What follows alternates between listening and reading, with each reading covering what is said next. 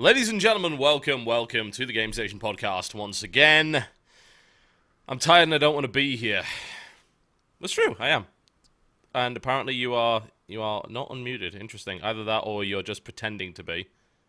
What? Can you hear us? No, I've got you now. There you are. I ruined it, didn't I? Crap. You were pretending. Yeah. I hate you. I hate you. You make my life miserable consistently. What? Pshaw. No, never. We would But never we do like that. watching it. We do. We do. That's what makes it entertaining, I think. Yes. Oh, well. Welcome to the show, Jesse Cox, the person that makes my life a misery every damn day. Hello. Every day. Every day. Every day. Oh, speaking of making your life a misery, I was told to ask you about Clan PMS at PAX and What the about dinner him? you went to. Yeah, what about him? You went.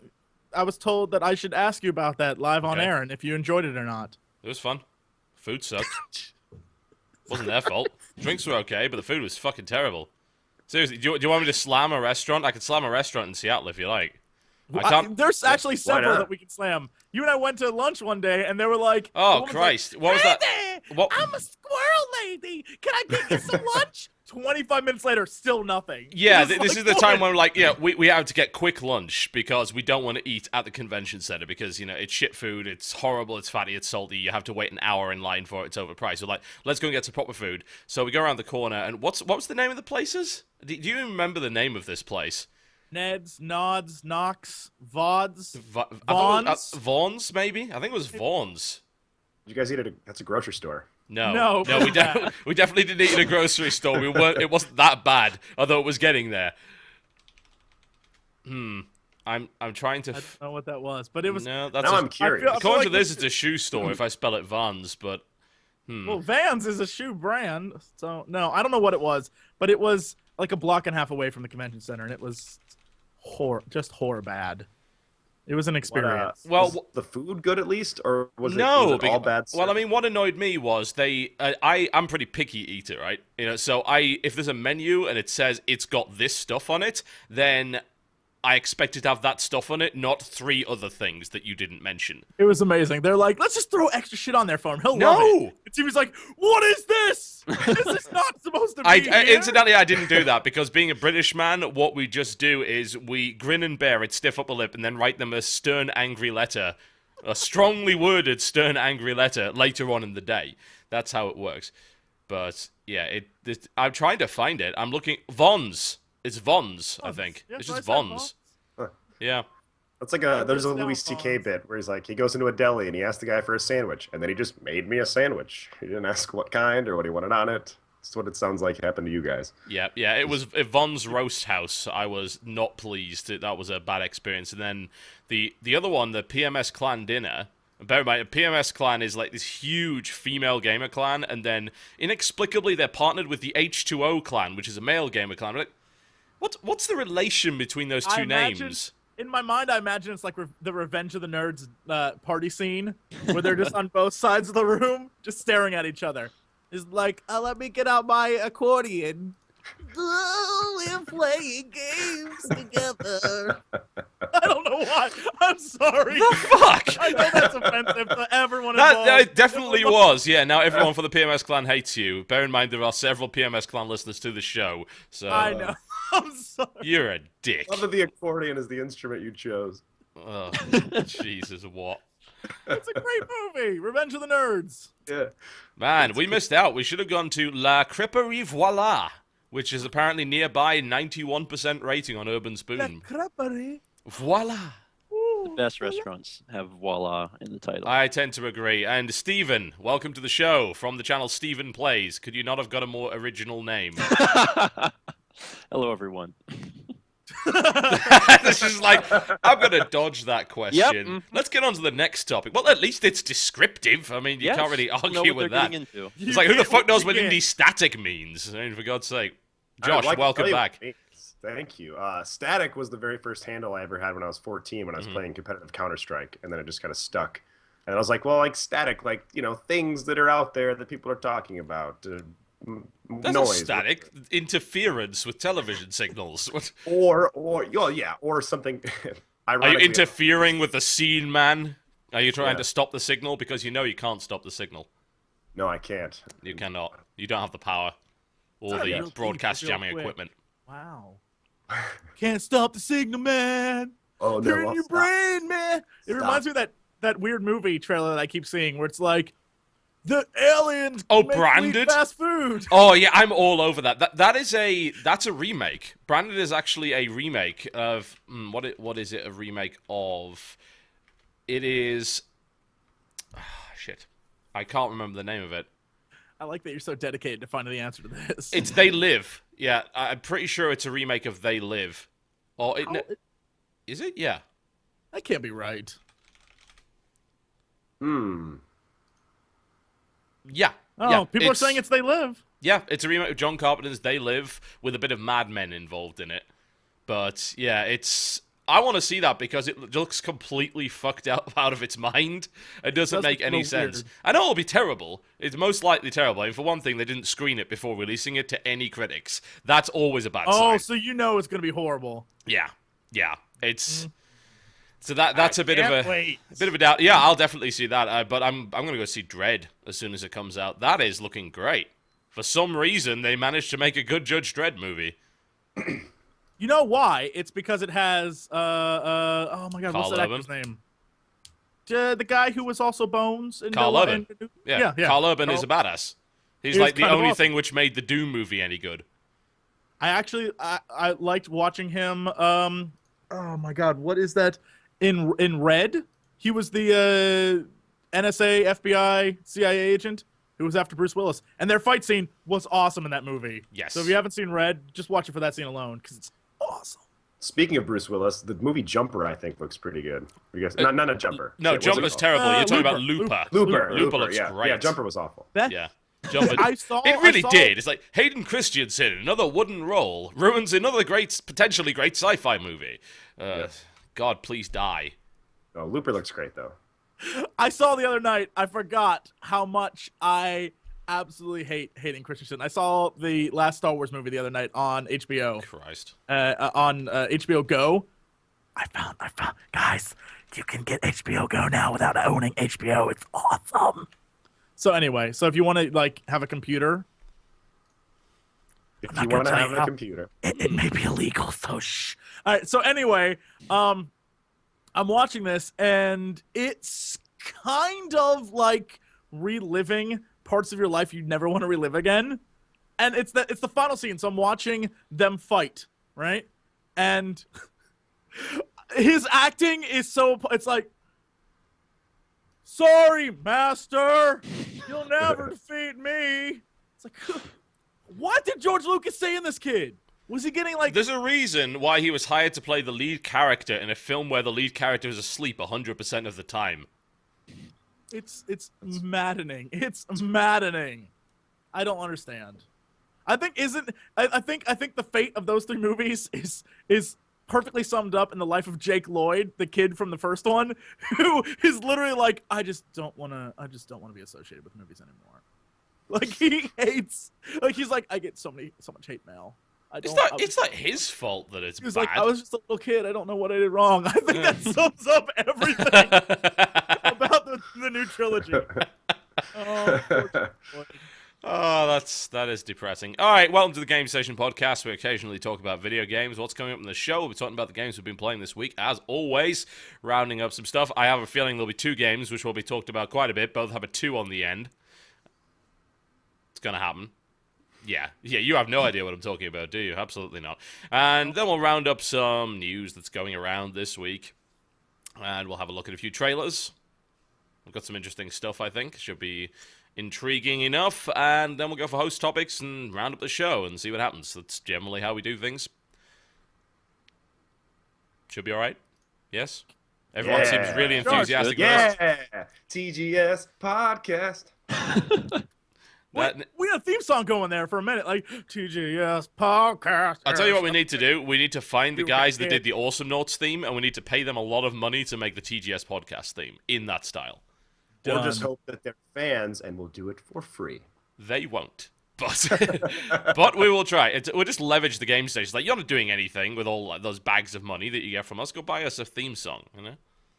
Yeah. Bags of TGS podcast money.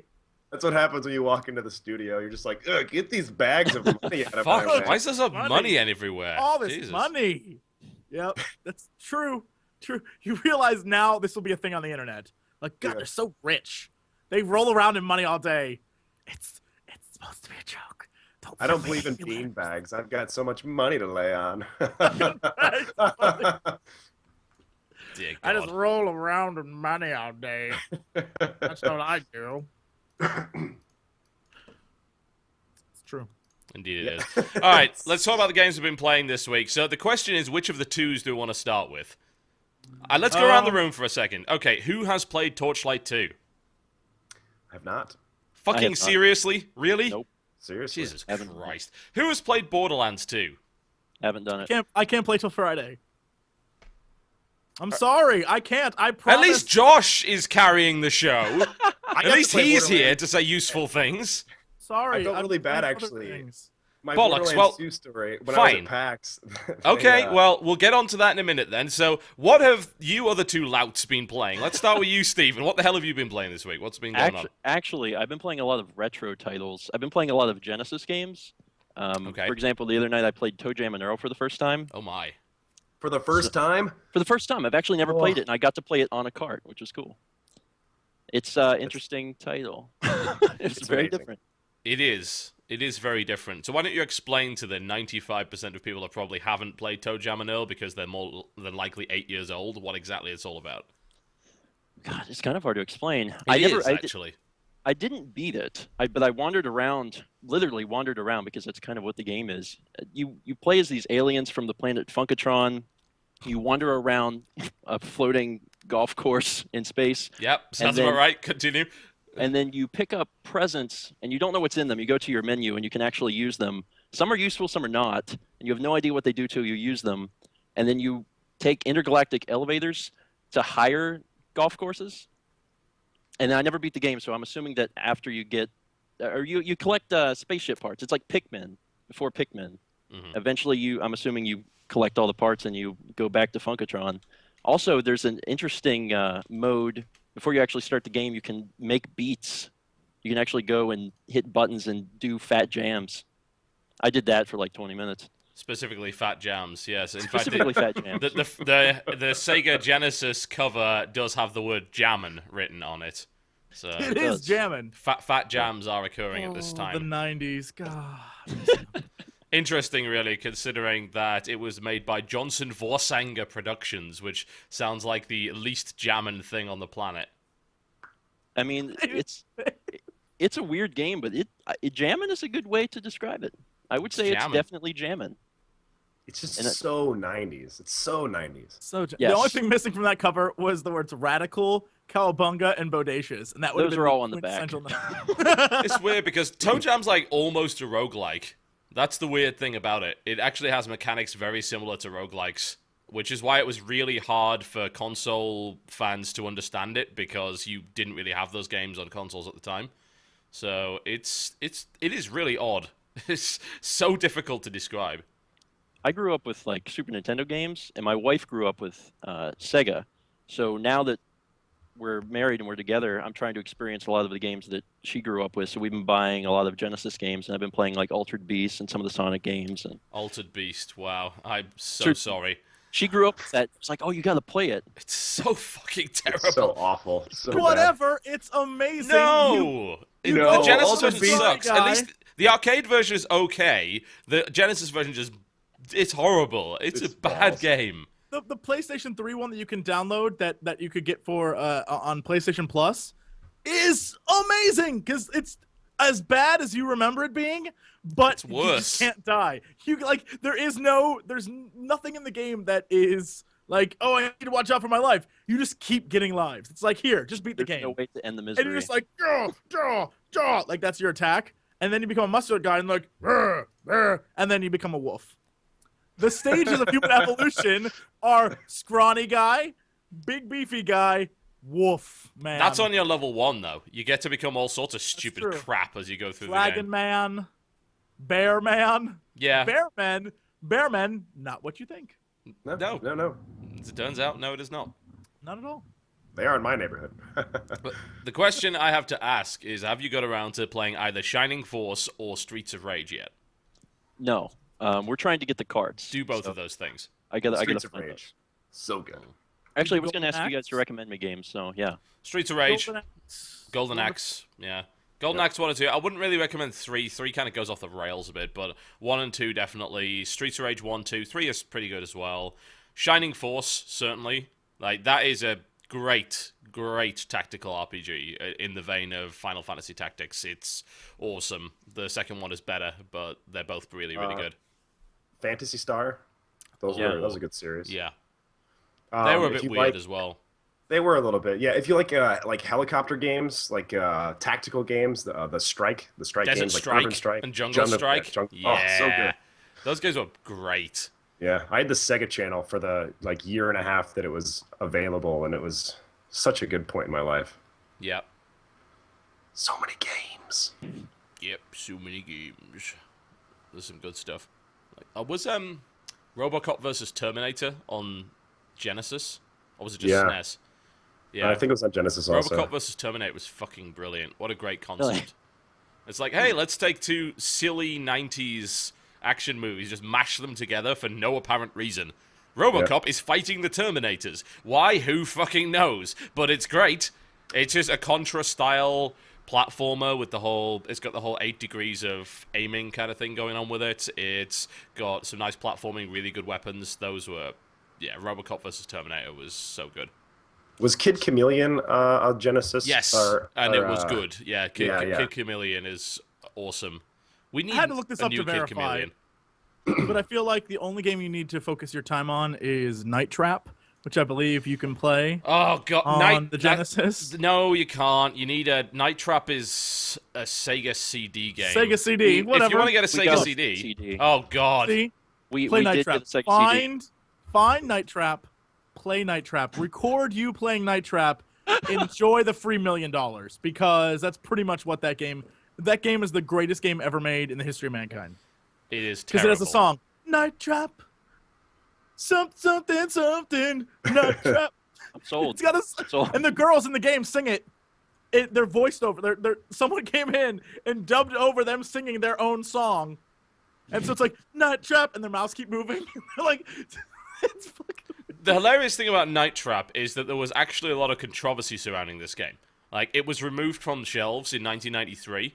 It was described by someone you might know, Joe Lieberman. You should be familiar with him. Yes. As shameful, ultra-violent, sick and disgusting, encouraging an effort to trap and kill women. Regardless of the Yeah, fact that it that's the is. exact opposite Yeah, of what the pretty game much what it actually is. Yeah, it is. It also has a guy who wears sunglasses the entire movie, and there's a line, and I quote it as my favorite line in any video game. Hey man, why you wear those shades at night? That's it. Best movie line, like best line in any game ever. Is he Or Corey movie. Hart? No, it's just some weird creepy guy. Like there's no one of any value in that. Like No, it's a horrible game. Horrible, but it's there like, is one more horrible such a than bad that. game. Is it? But was that Sega CD or was that actually like Philips CDI? It might have been Philips CDI. Plumbers don't wear ties. That was a fucking. And it was like I remember that being very risque. Like that game In was places, like yeah. there's some dirty scenes in this game. Yes. That I remember that. Yeah, watch the Angry Video Game Nerd review of Plumbers Don't Wear Ties. It's basically the whole game anyway, because it lasts about 10 minutes. It's fucking awful. The other game I wanted to pick up was Gunstar Heroes. Brilliant game. Just Yeah. godlike game. I've Incredible played that mechanics. before, but I've never played it on a console, so. Yeah, that was an unbelievable game. You can play that to this day, and it's still really hard to beat the mechanics of that game. The shooting feels so tight, the level design is great, the enemies are all stellar, it's fast, it's fun, it's hard as well. And, of course, it's also by Treasure, who have, as far as I'm aware, never actually made a bad game, unless you count Dynamite Heady, which I don't. I think that was actually good. Did you guys ever play Comic Zone? Oh yeah, that came out towards the end of the lifespan of the Genesis. That was like, Yeah. graphically, Comic Zone is actually still impressive. I would love Yeah, to I see like a that new game a lot. Comic Zone. Yeah, that and Kid Chameleon. Let's get some of those going on. Yeah. Let's do it. Let's do it. So you've mostly been playing games from about 20 years ago. Pretty cool. Yeah. Excellent. That's why I have no idea what's going on recently. Everyone's like, "Oh, we're gonna talk about T games," and I'm like, "T games? What? That the Tekken Tag? Yeah, Plumbers that's don't wear ties. Plumbers don't wear ties for 3DO. Oh, was that? Oh shit! It was a 3DO game. Wow. Yeah, there was no reason to play that at all. God. I don't think I'll be picking up a 3DO. Sorry. No. Was there a single good game on 3DO? That's what I was gonna ask. Because I don't remember. I need a list of games for 3DO. Can anyone provide that? Jesus Christ, that console launched at $700 at the time. 700. So that's like what, $1,500 in today's money or something? Like in 1993, $700 is at least $1,000 now, surely. I think there was a cool racing game for the 3DO. Was there? Some sort of racing game for the 3DO. Yeah. I think I watched a Retro Hardware about it, and Will was talking about that. Yeah, list of 3DO games. It's like, are there any good ones? Here we go. Here we go. Oh, Jesus. There are 12. There's actually more than... Night Trap was ported to 3DO. There you go. There's a selling point for you. I'm looking to see... there's actually a... Wow, there's a game that's just called Sex. That's it. It's just Sex, released in 1995. Really? I wasn't aware that was that recent. Okay. But that game's probably like really called like Super Extreme Extermination Squad. Sick. Most likely. I mean, the 3DO actually did sell reasonably well in Asian territories, and there's actually a lot of games for it that are Asian only, which explains why I don't remember any of these. It did, however, have Sewer Shark on it. Yeah, Sewer Shark was ported to 3DO, which it was also put on the Mega CD. Sewer Shark was actually okay. It was a mix of a FMV game with some actual decent stuff. It's a rail shooter, I suppose. Kind of Dragon's Lair-ish. It was alright. Weren't most of the 3DO games FMV? Yeah, for the most part. A lot of them were. There's a few exceptions. Like Star Control 2 came out on that. Space Hulk Vengeance of the Blood Angels came out on that, which was actually a good game. Sort of. Like, for the most part. It had some good ideas. What else was on it? Syndicate was on there. Super Wing Commander. There was Street Fighter 2 Turbo. There's actually some really good games that you can get on 16 different systems on this. Woody Woodpecker and Friends Volume 3. Benefit? What was the benefit of it? I've discovered something that we need to address. It turns out that the game Plumbers Don't Wear Ties actually had 1 star rise out of it. Jean Bassone, who played the woman in the game, went on to have bit roles in such great shows as Jag, in which she got killed early on in 1 episode, Days of Our Lives, where she played a prostitute, Chuck, she was in one of those episodes. She was in Chuck? Yes. She was in Married with Children as Slutty Woman 6. She was in an episode of Saved by the Bell as AC Slater's girlfriend. She was on the Larry Sanders Show. She did a bit role in Living Color, and she had 13 seconds of screen time in Me, Myself, and Irene. Celebrity. Holy shit. Good for you. So where did you get your start? Well, there's this game. PC Gamer dubbed Plumbers Don't Wear Ties a shallow, hateful waste of a game that may have been very well responsible for killing the 3DO, interactive fiction, and a whale, while naming it number 1 on its must-not-buy list of 2007. Oh my god. Jesus Christ. Wow. That's amazing. Yeah, but the 3DO, I don't think it had that many original titles on it that were worthwhile. The advantage of having a 3DO was that you paid a lot of money for slightly better versions of some games. Like, you'd usually get better music, for instance, because it was on a CD. So you get some good stuff from that. But aside from that, it was... yeah, it was not good. It's almost funny to imagine 10 years ago, 15 years ago, when the real struggle in video gaming was like, we're going to give you 7 more pixels than the other guy. Like, that was a thing. Isn't that pretty much what Nintendo are doing with the Wii U now, though? I mean, come on. Pretty much. But really, the Wii U is like, we're going to get up to the level of a PS3 and an Xbox 360 now. Well, no, they're going above that, though. Like, they're competing now. They're on the same level. Well, the thing is, they're talking about running a lot of games that are running in 720p now on those systems in 1080p at 30 FPS, which is an advancement. You've got to say. Yes. So it's a bit better. That's the funny thing about the Wii U is that it's actually part of this current console generation, really. Right. Which is just bizarre to think about. But then, I don't know. I've lost track of it. All I know is that it's got New Super Mario Bros. 2 on launch, Pikmin soon after that, and Rayman Legends soon after that. It's like, bought, and Bayonetta 2's coming out on it. For whatever reason. I don't know. I think they're buying up things that they think would sell really well. Sega refuses to bankroll another Bayonetta. It's as simple as that. And this game sold 1.6 million copies, which is not a bad number for an original IP. And Nintendo's like, we'll pay for it. We'll allow you to make another Bayonetta. We just want it on the Wii U. And I'm like, well, this is not actually unusual Nintendo behavior lest we forget stuff like Eternal Darkness, Sanity's Requiem, and lest we forget Resident Evil 4, which was for the longest time a GameCube exclusive. You know, it was not such a long time ago that Nintendo actually did cater to core gamers.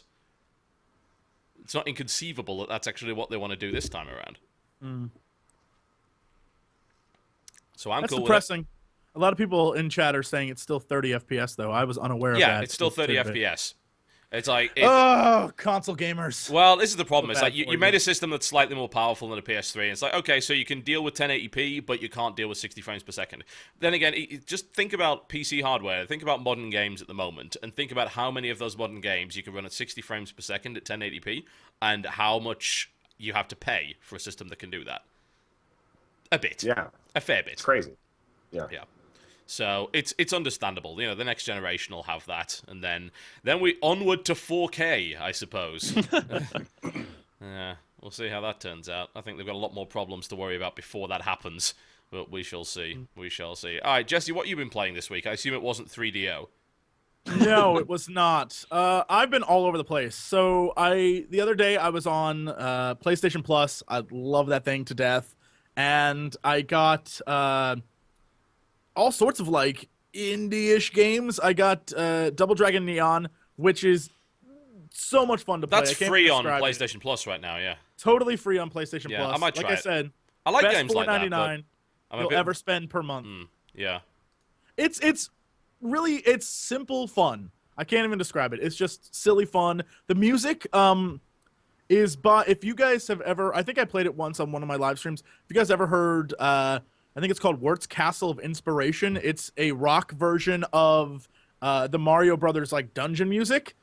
The guy who does that does all the music for this. So it's like 80s crazy, really good, over the top. It's amazing. The music's great. Play it for that basis alone, then. I should get the soundtrack. It's over the top and silly and fun. The whole thing's crazy, but it's really short. So it's like it definitely has that indie level of like, we're gonna give you something crazy, but it's gonna last an hour.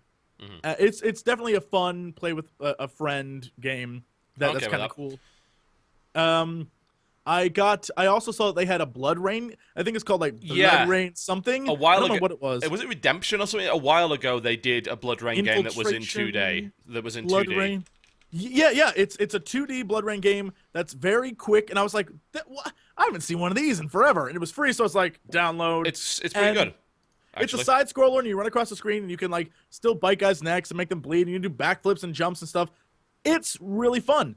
It's very short, very simple, but again, it's one of those ones that's just like shut everything down in the brain and just run through and kill dudes. Yeah. It was kind of cool. And then when it comes to PC stuff, I have been essentially waiting for Friday because I promised the RPG Makers guys I would play Borderlands 2 with them. Yeah.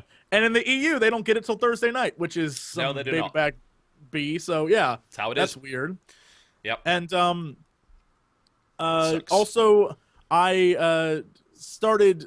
Fans have requested this forever, so I started Dead Space, and that game's really fun. There's a lot to love in that game, but anyone who's like, it's horrifying, and I'm not saying people who do scare cam vids of Dead Space are lying to you, but it's not scare cam like scary. It's not. It's all right. There's some There's some parts where you kill a guy and then he pops back up in your face and you're like, oh shit! But it isn't like, like shoot him in the face. Okay, shoot all right. him. All right, You all have right, a all gun, right, shoot all him. right, all right, all right. As much as it pains me to defend people that actually do those kind of videos, I've got to say that you can't quantify what is scary and what is not because it's so incredibly subjective. It really is. You can be scared shitless by a game or a film or book that someone else wasn't scared by at all. So I don't agree with your assessment. I am gonna say that any game, I'll say this is my opinion, but any game where you have a weapon and you're fighting something is less scary than when you don't. A game where your job is to walk around through stuff scares me because I can't. It's not scary because, oh my god, it's frightening. It's scary because I don't want to die. Oh my god, get me away from this thing that I can't do anything to. That's a problem for me. But if I have a damn gun in my hand, if a monster pops up, it's like, oh shit, shot him in the face. Yeah, I'm alive. I'm good now. Like that's not scary to me. I don't know, but that's me. So sorry if I offended you, people who get scared easy. I get scared easy, and I'm not offended. Dead Space didn't scare me as much, but I played Cry of Fear with a scare cam because people were asking me to do it, and I got like 3 episodes in, and I was like, nope, fuck you guys, I'm done. I'm not doing this anymore. Now, in Cry of Fear, can you actually do anything, or is it just you walk through? No, you walk through, you have a cell phone starting out, and the cell phone has a flashlight, and then eventually, when you start, actually the very first level you start, and it's pitch black, you can't see anything, you got a camera, and so you're taking pictures of things, and the only thing you see is like a quick flash of light. So, like, you have to take pictures of these X's, and you just, like, take a photo, and there's, like, a dude hanging right in front of your face, and it's scary as hell. And then eventually that's you get a like Fatal Frame. Yeah. Yeah, that's pretty much what Fatal Frame is built upon. Fatal Frame is a game that if you put a scare cam on me, I couldn't get through. Like, Fatal Frame is the one game that horrifies me to this very day. Because that game is like, you're a little Asian girl with the camera, and how do you kill monsters? You take their picture, and they're always like, rah! And you got to make sure you take the picture properly, and you've got to wait for it to fully charge as it's charging at you and screaming from the 7 hells. And you can't see it. You can't see it while it's in the room with you. You can't see it until your camera's ready. And only with your camera can you see this thing that is actively trying to kill you. It's like it's like the water level of Amnesia times 30. It's a horrifying... The entire game is built that way. And there are at least 3 of them. I don't really count the spin-off for the DS, unfortunately, because like that was a great idea to use augmented reality to actually put them into your room, but apparently it didn't work out so well, which is unfortunate. But yeah, the Fatal Frame 1, 2, and 3, or Project Zero, as they're called in the EU, are really kind of terrifying. Yeah. I've heard of those games, but I've never actually played them, and it sounds really interesting. Do not play it at night. I'm just letting you know. Unless you want to not be able... Because the whole premise they are genuinely good, though. You can't see the things that are actually trying to get you. At least with other monsters, you can see them. And so it's like, bring it on, monster. This one's like, it's possible there could be a ghost right around you. And you have no fucking idea, so it makes you completely paranoid. It translates into real life very quickly. And you're like, if you're alone, you hear noises like, oh, F that, ghosts. I'm done. Just take me now. That sounds fun. Take me now, Jesus. I'm done. Reminds me I'm gonna of go watch Netflix for kids. Yeah, reminds me of when I was at university and we decided to, for whatever reason, we were all really tired. It's like, let's watch The Grudge on the projector. And we did that, and then for about 2 hours we refused to go upstairs because, like, the fuck, like, just randomly making creaking noises at each other just to freak each other out. It's like, fuck you, stop that. After I saw, I saw, what was it, Ringu? The Ringu, actual Japanese version of The Ring, right? After I saw that for the very first time, that night I went to bed, and this was when, like, your cable box and your TV had to be turned off separately. So we turned off the cable box. I see where this is going. Leave the TV on. I wake up in the middle of the night and there's a glow coming from the TV, and I was like this close to pissing myself. I was like, "Oh, my girl, she's coming to get me." It was a horror. And then I was like, "Oh, okay, that was fake. All right." But there was that moment of like you're sort of awake, sort of asleep, and it was like, "Oh shit!" Yeah. I was like, "I'm done." I didn't want to pick up my phone after I saw The Ring. Like 7 days. 7 days. No thanks, I'm good. Yeah, when The Ring first came out, we did go and see it the first time, and yeah, everyone was scared shitless in the theater of that. And then it was a case of everyone for the next 2 weeks was trying to freak out everyone else that had seen it by doing shit from the movies. Like, fucking stop it! It's not funny anymore. But I think that's the kind of game that, like, if companies can make those kinds of games where it stays with you well after you're done playing it, that's the kind, like, Amnesia, it's a very scary game, lots of stuff in it, but it's not one of those things where, like, you wake up in the middle of the night horrified that smiley face man's gonna come get you, right? It's you know, it just doesn't happen. Fatal Frame, that game still horrifies me. So I definitely think that there's certain levels of horror, but, you know, who am I to judge your scaredness? I've been berated by TV for my beliefs. Yeah, I mean, I played through Amnesia, and I didn't find it all that frightening. So I guess it's weird whenever I watch like some of the scare cam videos and people are like throwing their keyboards and screaming and running across the room, and I'm like, Just bear in mind that most of that is actually fake. I mean, well, yeah, I mean, like all you of said, the big YouTubers that do that are faking it all the time. It's the same with Rage videos. You know, I faked most of the shit in the I Want to Be the Guy video, and people loved it. And it's like, God damn it, guys, really? But that's what people want. That's what they want. How can you say no? Speaking of Rage videos, also this week, Krendor and I decided to play the game you consider the worst game ever made. Oh, I did not consider it the worst game ever made by any stretch of the imagination, but I did say it was a steamy pile of shit, if I recall correctly. We decided to play Revelations 2012 because TV hated it so much. I have to say, I've never in my life experienced a game quite like this. It's so much. All right, since the episode's already out and people haven't seen it, it's so bad. At one point, our two female companions walk into a river and just kill themselves rather than play the game. The two women walk into a river and drown. And we're like, rather, it's an amazing. I can't even describe it to you. They don't follow us. They just sort of walk down to a river and commit suicide. And we're like, what just happened? These women just killed themselves. Can you blame them? It's amazing. The game is... and then, of course, the entire time, you're killing Mayans. And I almost want to say it's kind of racist. There's no reason to be... Like, you go back in time and shoot up Mayans. No, it's like, I'm pretty sure you don't go back in time in that game. This just spontaneously happens. They changed the game you played because of did they change it because it was so... Did I slam it so hard that they changed the game? They changed yeah! The beginning. So the beginning of the game is, now they explain, like, the world's ending in 2012, and so 4 people, a former army officer, a nerd who looks like the angry video game nerd, a woman who apparently was out jogging, and a lawyer, the saviors of humanity, go back in time through a portal created by the Mayans, and now have to go stop the alien Mayans from destroying the world in the future in the past. I have never heard of such a thing. It sounds pretty incredible. Amazing. It's basically a Left 4 Dead mod, a really bad Left 4 Dead mod that they're selling as a full game. I can't. It has the dumbest title screen anyone has ever created.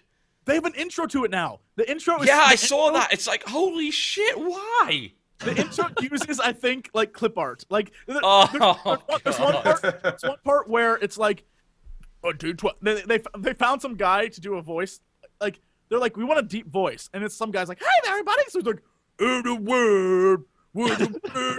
it's but at one point it shows the Earth and it shows space, and then a 747 flies through space for no reason.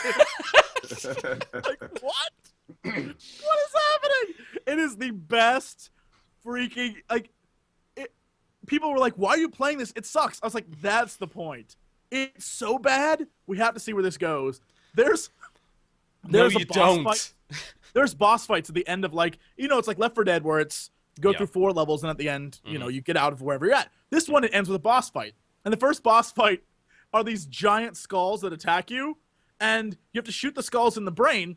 And as the skulls attack you, they just throw you in the air. So all it is bodies flying through the air. And your companions are like, your companions will run over to rescue you, and then they get hit by the skulls and just fly through the air. I can't even describe this game. It might be one of the best things that I've ever played in the fact that it's so bad. And then here's the best part. I feel horrible saying how bad it is, but so Krender and I went to go look up the company. Don't. The company the company is a son who was a former computer programmer and then his family. Yeah, it actually is. So it's literally like they made it at their house and everyone did voices for it. And like you should see the family is amazing. The family looks like someone you'd see on an episode of Hoarders. Like, there's some guy who That's really horrible to say. I feel so bad. I love these people. We sat there like looking up their life story. We're like, who are these guys? Because they're amazing. The fact that somewhere they were like, let's make a game about the Mayan apocalypse. Which is an okay idea to start with, And here's the deal. The game has nothing to do with Mayan apocalypse. You're just going around shooting Mayans. Like, I think I said in one of the episodes, I'm like, oh shit, the Mayans. And I realized that's the first time ever since like the 1400s someone has ever said that. Like, not since like what would that be? Come on, history nerds. Help me out here. The 1400s? When conquistadors and stuff. What would that period be called? It doesn't matter. But not since then. Has anyone ever Western takeover? Not since then has anyone ever like horrifically been like, "Oh shit, the Mayans." No one said that. I brought it back because of this game. I feel good about it. Oh shit, the Mayans. Oh shit, the Mayans. The funny thing is that not enough people were willing to review Revelations 2012 for it to get a Metacritic rating. It's missing one more review. So guys, if you happen to have any kind of gaming blog, give it a score, and this thing will get the score it deserves. It would have an average of Metacritic 12. Oh, yeah. I am fairly sure there is no game on Metacritic that actually has a score that low. So please make it happen. Make history today. Today. Hundreds. I forgot. 1492, Columbus sailed the ocean blue. Screw you, Columbus! No one likes you anyway. Look, someone had to say it. Columbus is overrated. Someone had to say it. I'm sure he's very, very upset. I mean, he wasn't really smart if you think about it. He was trying to find India, for Christ's sake, and he ran into America. Way to go, Columbus. You ruined our spice trade, dick. What an asshole. You were like 4 blocks away from India, and you made it to the U.S.? Yeah, what a dick. God, Columbus, you suck. No, they actually will be the 3rd worst rated game of all time. They will be on the level with Elf Bowling 1 and 2, and somewhere a little higher than Big Rig's Over the Road Racing. I have played Elf Bowling 1. That is a spectacular title. Elf Bowling actually has a special place in my heart. It came out. That was your game. When you create a game that's on the same level as something called Elf Bowling, you have succeeded in every way. I did not know they made a second one. Like, what would possess Elf Bowling 1 to make Elf Bowling 2? Look, okay, I know the first one was bad, but just give us one more, and I promise you, we'll get it this time. It's going to be twice as much bowling. Oh my god. And half as many elves. You get additional elves, the DLC pack. That's how it is. There's actually more products in that line. Like, there's bowling, but there's also, like, snow bear tennis and stuff like that. Oh, apparently there's an Elf Bowling 3, I'm being told. Did they actually break the Elf Bowling curse by getting a higher score? Let us find out as we search Metacritic for Elf Bowling. Holy shit, there's 6 of them. What? There are 6 Elf Bowling games. Any Elf Bowling And Elf Bowling 6 is called Air Biscuits. No, I am deadly serious. It is called Air Biscuit? Air Biscuits. That's your basketball name. This game has no reviews. None. Isn't that the name of the Disney movies with the dog that plays the sports? Yeah, Air Bud. Oh, Bud. Air Biscuit is... Yeah, there's no difference between Bud and Air Biscuit. What? Air Biscuit. They call him Air Bud. I was thinking Air Biscuit. Fan artists, get on that. I want to see deviant art of Air Biscuit. I want to see him in a Michael Jordan like pose as he goes in for the dunk. Like Air Biscuit. But this is bowling still. Well, he's bowling. As he rolls down the bowling lane with still holding on. He's just like. I assume so. Elf he's Bowling dressed- Collector's Edition came out in 2009, by the way. if you can believe that. Edition. Collector's edition. Do you know what's gonna happen? In 10 years, there'll be a Revolution 2012 Collector's edition. Collector's Edition. Oh. Oh, And shit, you know the what will Mayans. have on the front cover? It'll have me going, That'll be the okay. tagline. Oh shit, Mayans. oh, shit, bye. Oh. Wow, Elf Bowling 1 and 2 is truth in advertising, though. Elf Bowling 1 and 2 lets you bowl with elves twice. That's it. That's the only thing that's written on Metacritic. It's I like, would be really that's hard curious to argue with. what are the differences between the games, because I've never played 2. I don't know how they could have improved 1. Maybe extra additional level. Are there additional levels? You're bowling. You're Why do you bowling. need levels? Oh, What is the holy challenge? shit. That actually got onto the Scenery. DS, if you can believe it. Wow. I remember seeing that in stores. Oh. Look, Nintendo Blew my gotta mind. eat, man. They need that money. They need that good No. elf bowling money. They don't. They do not. That game probably sold. I mean, Yeah, Game and that Pass that is a Elf. horrible thing. That came out around the same time when CandyStand.com was like a huge thing. Did you guys ever play Oh, those games? shit, yeah. I used to play Candy games in Stand. Candy Stand. Yeah. Like Sounds okay. Lifesavers Bowling. Oh yeah, that was Yeah. my jam. What That the hell still are you exists. talking about? What? CandyStand.com still exists. It's completely Yeah. different now, but it's still there. Or I'm sorry, it was Lifesavers Mini Golf, perhaps. Yeah, Something it was like funny. We used to play that all this at school, and we had no idea what it was talking about because Lifesavers didn't exist in the UK. So we were like, we didn't know that we were being marketed to in a very brazen way. It was insane. Wow. Amazing. Yeah, it was launched in 1997, created by Nabisco Inc. So Oh wow. There you go. yeah, it was created by a snack company. Today it has a catalog of 100 plus Flash and Shockwave games. Holy shit! I want to point out that that was an amazing time for the internet, where basically it's like, we got video games, why not play them? And you're like, Yep. video Well, yeah. games, that's the best. Well, You at go on there school and you it's did, like, yeah. It's like you found first any site that wasn't blocked and you played video games on it. It's as simple as that. That played was. I Yahoo. feel. Yahoo Games, Yahoo Hmm. Pool. Oh I love yeah. that. Actually, I've played that as recently as like a year ago. So That lasted about 5 seconds before they blocked it at our school. I feel bad for the computer, like the computer tech guy at your school, Mm-hmm. because it was a game of cat and mouse. You were in the library to learn, Yeah. but all you were doing was like, Gaming. how can we find a website to play games on that the guy hasn't blocked yet? Yeah. And so you'd like look up every way to do it. Oh, And meanwhile, he's in we the had background some. like, We were so good at it. We were way good. We used to use a site called Ask Jesus in order to bypass the filter. So, Ask Jesus would randomly. You put in the URL of a website, and it would randomly put pictures of Jesus all over the page and Bible quotes. But you could still use it to bypass the filter because it acted as a proxy. So we used to use that to bypass the filter, and we played like Planetarian and Droid Arena and Bushtarian and all those silly web games with pictures of Jesus all over the screen for no reason. and then if someone approached you, you could be like, I'm studying the Lord. Well, the Lord's word. RE, religious education, is mandated in the UK. You get 2 years of RE class. So we're just saying we're doing RE homework. Simple. Done. That's amazing. nothing was ever blocked whenever I was a kid at school. Of course, this was the same IT guy that installed Elf Bowling 1 on all the computers. So Oh, okay. there you go. No fucks were given by that guy. Yes. Somebody put the probably executable file made it. for Grand Theft Auto 1 on my high school server. So at any Nice. given time, like a handful or more of people in a classroom are playing Grand Theft Auto. It was amazing. Hey.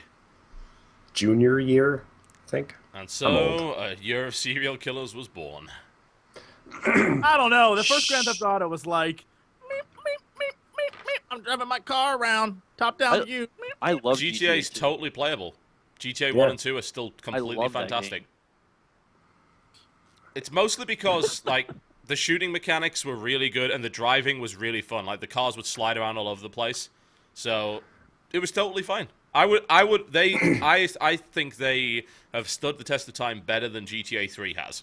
Like, GTA 3 is hideous these days. Whereas GTA 2, I could play that. That's I would okay. really like to see them do like a 3D version of GTA 2 with like all of the gangs and stuff. Yeah, they had some really interesting systems in that. I Yeah. like that. I liked it a lot. Yeah. They have done another 2D one, though, didn't they? Wasn't Chinatown Wars basically 2D? Yeah. Yeah. Chinatown. Yeah. I mean, it was 3D, 2D. Nah. Are we not going to mention what just happened here? Is no one going to take the time to mention what just occurred? What Pull that jug out again. What the hell is that? What are you talking about? I just need a drink of water. Oh, you have a stick. Can you do me a favor? Can you put that up to your lips and go? I can't do it without making a sound. Suck. It's plastic, and the thing's too big. That's what she said. That's No! just for the podcast because you don't have to get up and refill it, or is you always use that so you don't have to get up and refill it? Well, it's dual purpose for this podcast. It goes on for a very long time, so you drink all the water in it, and then you just piss it all out again under the desk. It's pretty much as simple as that. It's like 5 hours of podcasting, and all is well. That was a ridiculous. That's like, hold on, let me get my 8-gallon jug. Well, truth be told, I'm kind of running low on cups. I've got like really big water cups that I like to drink out of. How does one run low on cups? Do you just not wash them, or They're just No, they because they're all plastic. They're all plastic cups. Just Living the throw them bachelor around. life. We wash them, but they melt. I try to wash them out with my money, but that doesn't work. So I just throw take them to the TGS offices? They know how to do that. Yeah, you need more money. Yeah, but no, I live in Los Angeles, and drinking water like in Hollywood is pretty awful. So, or tap water rather. So I buy the big jugs and then just drink out of them all day. That's how it is. All right, fuck it. Water's for We're talking about losers. Borderlands. Now Monster Energy drink best. no, we don't. No, put it down. really because I like Rockstar Recovery. Do you have a hangover? Monster Chaos is so delicious. Actually, you know what my I favorite? really adore NyQuil. Great for getting through this podcast. My favorite energy drink is The hell is that? Pussy? I'll say it. It's called This Pussy, guys. This was sent to me. Apparently, this was featured on MTV in the UK, and apparently, it's a drink that tastes like cats. Cat drink. I assume that's Cats? what they're going for. Yes, cats. Is that what it's supposed to taste like? Right. It's natural. Yes, it tastes like cats. Are there energy Okay. drinks that don't taste like piss? Because every time I've ever had an energy drink, it tastes like piss. Pretty much. Monster Chaos is actually quite nice. Because you put a bunch of fruit juice in it and it actually tastes decent. It's orange juice, and actually, you know what? I can't say it's juice. It's orange flavored liquid Thingy. beverage Yeah. mixed with Monster. Yeah. Oh, Chaos is probably the more palatable energy drink. The rest of them taste like shit. Ironically enough, piss energy drink does not taste like piss. Huh? This tastes like it's sweetened with agave, so it tastes like tequila, basically. Wonderful. That's what I want from Yeah. my energy drink. Something that tastes like That's tequila. what it tastes like. It's delicious. It's delicious. There's a It's reason why you natural slam too. tequila You and won't don't die. savor You it. won't die nearly as fast. Yes. Let's talk about Borderlands, because it's one large elephant in the room, so... Yes, please. Borderlands 2! Alright, Josh, you played it, I've played it. How many hours you put in so far?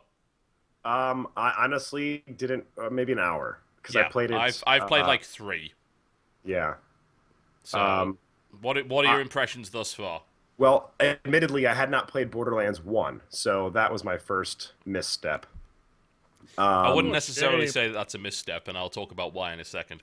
Oh, I'd like to. I want to hear. Well, I felt bad because I played it at PAX for the first time, and I went to the Amazon party. Like Amazon and Borderlands and Joystick all came together, and they did this thing. They couldn't get the game working because they needed a Wi-Fi connection. So that was like for whatever reason The their demo Wi-Fi needed- connection? I was going to say, the game has LAN, at least the PC version. Well, their demo needed to connect to Xbox Live. Oh, so consoles, yay. Yeah, so they had this thing at a big bar or club or whatever, and so they couldn't get it to work. 2.5 hours later, they finally get it to work, and I felt really bad because I hadn't played the first one, and people are waiting for this game, and the guy from Amazon's like, "All right, Josh, right this way," kind of like me and my buddy Mike from Joystick, and I got to like go behind the velvet rope and play and just like watch and laugh at everyone as they sat there. I felt like kind of a dick about it. It was fun. I mean, I've always liked the graphic style of the game. I'm a big visual kind of guy. I hadn't had anything to base it off of from the first one because I hadn't played it. So I kind of went into it ignorant, which I think is the best way to do it because my thoughts are just kind of like meh. Well, that And- sums it up quite nicely. My thoughts are like meh. Yeah, I mean, I don't love it. I'm not a big fan of the franchise. After the hour I put into it, it didn't like make me want to continue playing. Well, when I'll say about right. So this is what I've got to say about Borderlands 2 so far. The first couple of hours of that game are boring as sin, and the pacing is completely off. Well, that's the exact same way with Borderlands 1. If you No, play Borderlands no, 1, no, the no, first no, couple no. hours of Borderlands 1 No, are this is boring as worse. shit. This is worse. This is far worse. So here's the thing about Borderlands 1.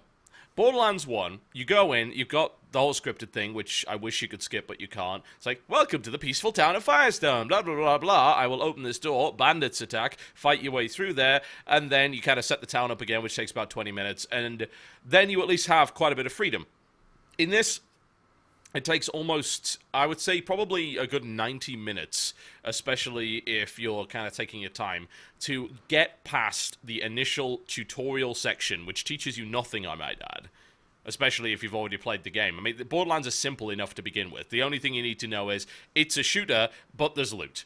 That's what you need to know. You don't even get your skill until about an hour into the game at least. So I couldn't throw my turret or anything like that. I couldn't put skill points into anything, I think, until at least level 6.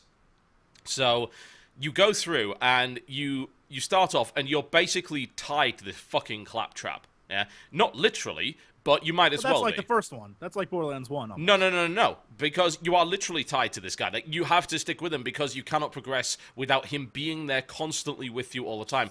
In the first one, you do the claptrap stuff for the first 10 minutes, and then you go out of the town and you get to wander around.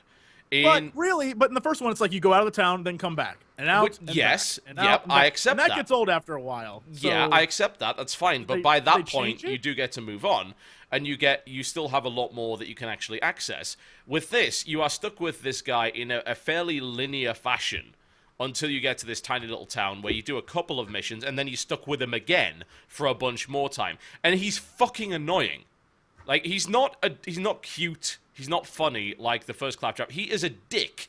He calls you minion the entire way through. He constantly whines about everything. He's a fucking little yellow bitch, and I want to blow him up with a cannon. Thankfully, they let you do that about an hour into the game, but he gets right back up again afterwards, which was highly disappointing. And it's only when you get to Sanctuary, and everyone there hates him as well, by the way. The whole point of this Claptrap is that everybody hates him. But yet they saddle you with him for the first 2 hours of the game anyway, knowing that you will hate his fucking guts, not giving you the catharsis to allow him to actually be burned in a pit of lava. And then you finally get to Sanctuary, and then the game opens up. And that's after you've done a bit in Sanctuary to actually open it up. And that takes over 2 hours at least. So you've really got to dig your heels in and say it's going to get better until you get to that point. Because otherwise you just get bored. It's so horribly linear and so horribly scripted and sticks you on such a path, whereas at least at the start of Borderlands 1, after like 20 minutes, go exploring and find cool shit. You can't do that for the first couple of hours of Borderlands. After what you're saying, because I know you're like 3 hours in or whatever, I'm hoping it gets better, because my experience with Borderlands 1 I absolutely hated the first like 3 or 4 hours of Borderlands 1. I thought it was really boring and repetitive. Like, the quests were all like, go to this location, kill this guy, come back. And I was like, oh my god, after a while it just got old. But people kept saying, because I played it after the fact, like after it had been out for a while, people kept saying, trust me, it's really good.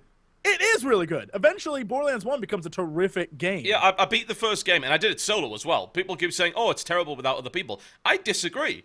I think that game was entirely fine on your own. In fact, I would say it was better balanced on your own for the most part, because the last thing you want is 4 people in your game, and suddenly this fucking bandit that you could otherwise kill with a headshot takes about 5 headshots to kill because of the way that it balanced the difficulty. Huh, yeah. I just don't get why people, like, why are you making a game that the first 3 hours are just slow and awful? You know, like, I'm the kind of person where if I put that much time into a game and it doesn't incentivize me to want to continue playing it. So I'm like, all right, I'm done with this. Well, yeah, isn't that like a thing that movies and games and everything have done for almost ever? Like, isn't that like even books? Isn't that the whole Like, you always have to have the hook at the very beginning. Even when I was a teacher, yes, that was a thing. But you don't have it on for that long, though. No. I'm saying I think that they're doing it wrong. Yeah. The hook is in the first 5 minutes of anything you do. Like, even if you're an educator, in the first 5 minutes of your class, for example, you have to get your class to be into whatever you're about to say immediately, or you've lost them forever. And I think that kind of thing for this game seems crazy, because every game that you play now, the first level is always over the top, and then it like slows down, and then it builds back up, right? But the first level's always way in your face, and you're like, yes! Well, yeah, they've got abilities, is what it's often called. Like, you're given a bunch of powers that you will get late in the game in order to just rip shit up in the first level, and then something happens. Usually it's like, you go back, usually it's like, oh, that was the end of the story, here's the beginning, or the middle, or whatever. You know, and that's how they tend to pull that off. And the problem with Borderlands 2 is actually that Borderlands 1 exists, for the most part. It's because you've beaten Borderlands 1, you want to get right into Borderlands 2 and do more Borderlands-y shit, but for the first 2 hours you can't. So it's you can't skip it? Like, it's not just a tutorial mode? No, you can't. And, like, that's going to be a pain in the ass for when I roll up a new character, because I'm going to have to do that entire fucking section with him again. It was already annoying enough having to do the Firestone stuff when you rolled up a new character. Yeah, which is retarded. I mean, you do New Game Plus on Borderlands, and you have to do all the Firestone tutorial shit again. What the fuck? So for someone who has never played either of the Borderlands games, would you recommend that if I was going to try it, to go straight to 2 and skip 1? I would say 2 play is 1. flat out. Well, 2 is flat out better in every other way. Like, for instance, if you're gonna play it on PC, 2 is a really good port. Like, the graphics options for that game are superior to almost any game I've seen, certainly in the last couple of years. I think the last game that really impressed me options-wise was probably Serious Sam 3, because it had every option you could ever need.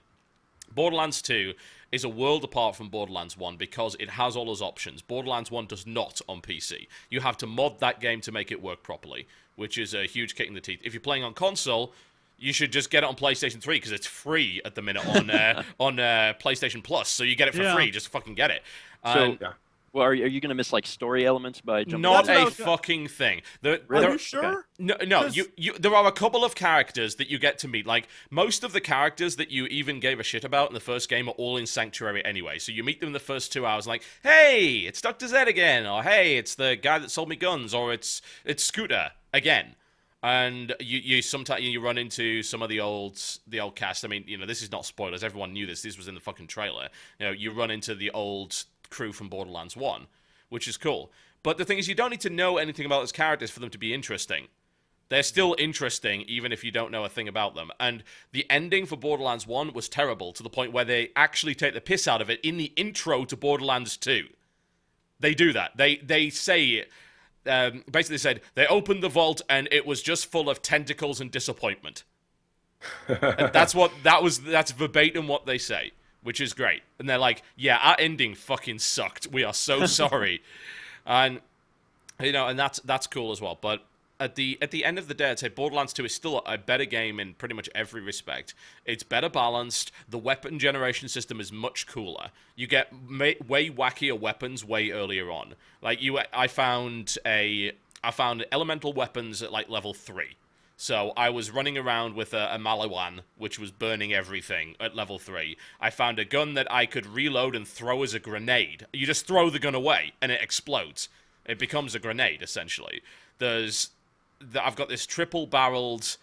I have a triple-barreled Gatling gun that only has a single-shot trigger, which is hilarious. But it puts all 3 bullets in the same place and hits like an absolute monster. There's all sorts of great stuff, and they have done wonders on the weapon creation engine. So for loot, it's way more fun. There's like more interesting shields, there's more interesting class mods, there's more interesting grenades, and that's all great.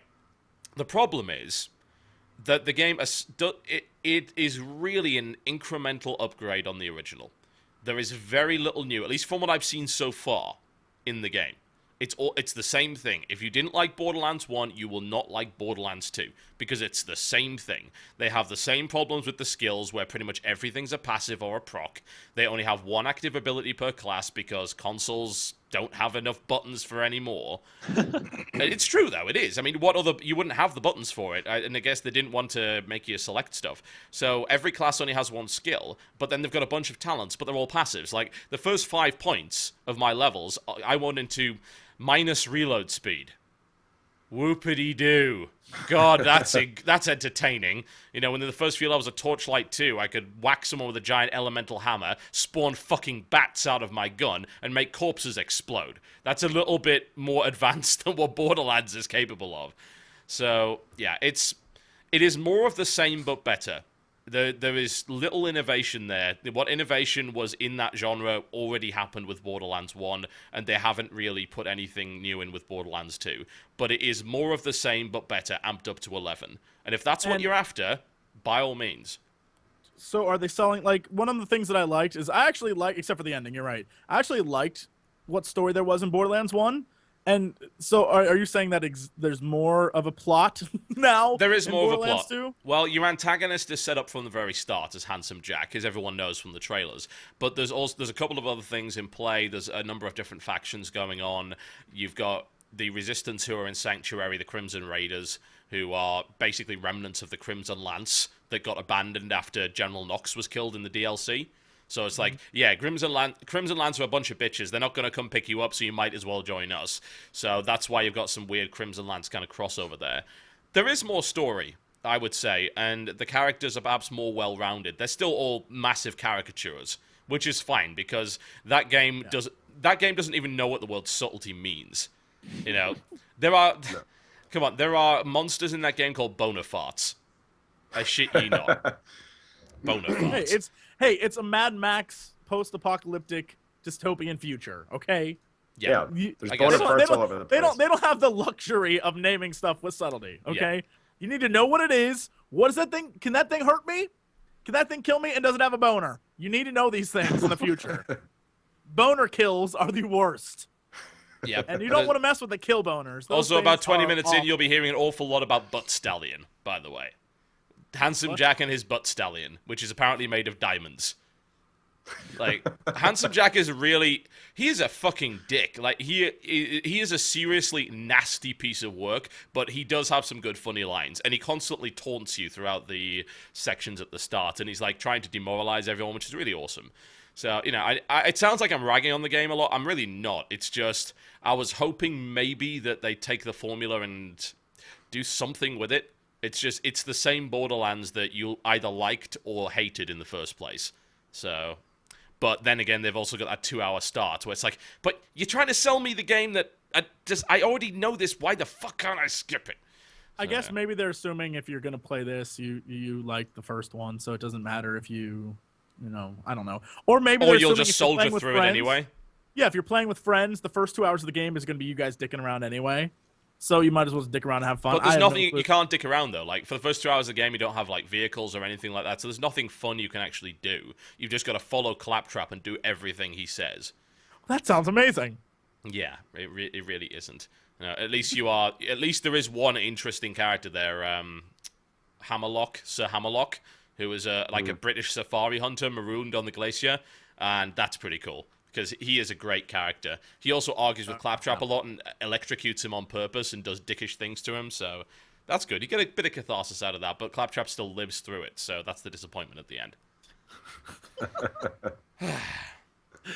Your review is terrific. It really is, isn't it? So yeah. I haven't played enough of it to do a video on it yet. Like, I need to soldier on because now it's getting better. It's getting a lot better now that Sanctuary is there and things open up. So it's really slow to get going, unnecessarily so, I feel. But we'll see. You know, in the next few hours, I'll probably have some fun with it. My experience of the multiplayer, by the way, is holy shit, they've improved it a lot. If you remember the original multiplayer on PC, it didn't fucking work. Like, you had to use Hamachi, you had to use tunneling programs, forward ports, and even then it probably wouldn't work. Now everything works great. It's seamless. It's more than seamless. It's like you see all of your friends' games on the main menu screen, and you just click to join one if it's open. You just click, and it's there instantly. I think it's like the Diablo system, but it's better because it's integrated into your Steam friends list. So you can join people's games, you can see exactly where they are and what they're doing, what class they have, so you don't end up joining a game that's is too high level for you, because that could be a real problem because the game does not scale for you at all and will just murder you horribly. So you can do all of that, and I played about an hour last night with a friend, and there was no lag. This was while she was streaming as well, so there was no lag, there were no connection interruptions, there was no performance hit. It was beautiful. It really was. So I'm hoping that the rest of the game plays out that well. I want someone to clip the first 5 minutes of this discussion with the last 5 minutes and try to tell me when you switch, because the beginning, like, garbage! Just awful garbage! I didn't call it Now you're garbage. like, What are you talking about? I say just said the it's first 2 wonderful hours game. sucked, which is true, and that it's the same game as Borderlands 1 but with more stuff, which is also true. There's nothing unreasonable about saying that. I just thought it was funny. You're one of those hyperbole gamers that don't understand nuance, Jesse. Yes, it's like either it's Look, bad or it's look. great. It's I'm one of those guys who nothing needs in to know between. the name of a monster is boner kill. All right, I need that. I need that. Boner fart, get it right. Boner farts. Well, boner Boner kill farts. is his upgraded cousin. It's like Pokemon. Boner fart is the little cute one, like boner fart, right? And then Yeah. he upgrades. That's in Pokemon like, Black 2, right? Boner fart, I choose you. Pokemon Black. Is that a rock poison type? I think It is. definitely is. Yes. What does it But then evolve into, I have to wonder. Then he upgrades. My boner is evolving. into boner kill, and then he becomes kill boner. Dragon. Kill boner, and he's a dragon. He's a dragon, except his tail is not on his back. Heyo. Yep. Your boner is evolving. Well, it is. Oh. All right. I choose you. This is probably a really good time to take a break. When we'll come back, we'll talk a bit about Torchlight 2, because that's the other major release this week, and then we'll go on to gaming news and releases. But before we go to break, I have an announcement. I have a guest announcement. Oh no. Oh, yes. Wait, I mean, oh yes.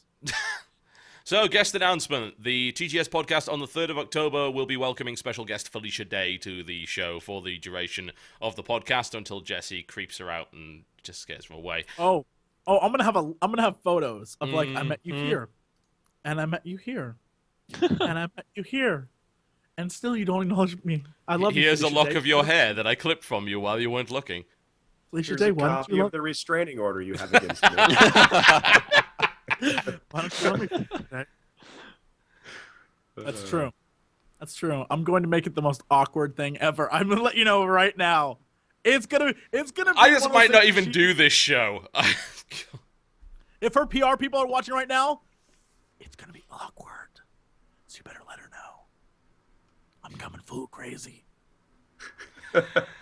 Now would be a great time for a commercial break. You're watching the Game Station podcast. When we come back, Jesse will hopefully not be speaking. Enjoy. Ladies and gentlemen, welcome back to the Game Station podcast. The wonderful sounds, by the way, of Matt Ullman's soundtrack to Torchlight 2, which is currently available for free on torchlight2game.com, which will be exploding in 3, 2, 1, and it's down. There we go. Hopefully it will fix itself later, but whatever the case, it's a great soundtrack, really, really good. Can I? Speaking of soundtracks, can I say something really Yes. quick? Yeah. Twitter just blew my mind. Okay. If the tweet that we just got Yes, is any indication, yes. just go What's on the Twitter. I don't tweet? even have to explain it. Just go on Twitter and look up what So- TB just retweeted and enjoy that, because it's amazing. Yeah. It's pretty great. Also, Twitter now is bombarding me with, like, Jesse's good at Jesse loves Felicia Day. It's not love, people. It's creepy pseudo. I want her to acknowledge that I exist. Infatuation.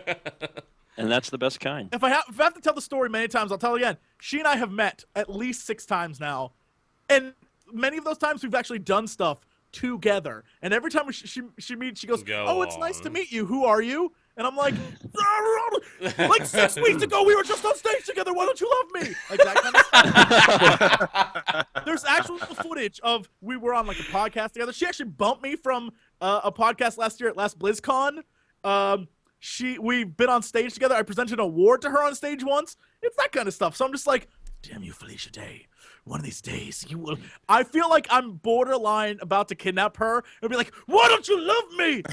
And this is why it's gonna be creepy. And this is what I'm going to do next week. I'm gonna, well, at least when we go on the podcast, I'm going to inform her. Make sure you never acknowledge Jesse's existence, and every time he talks, ask him who he is and what he's here for.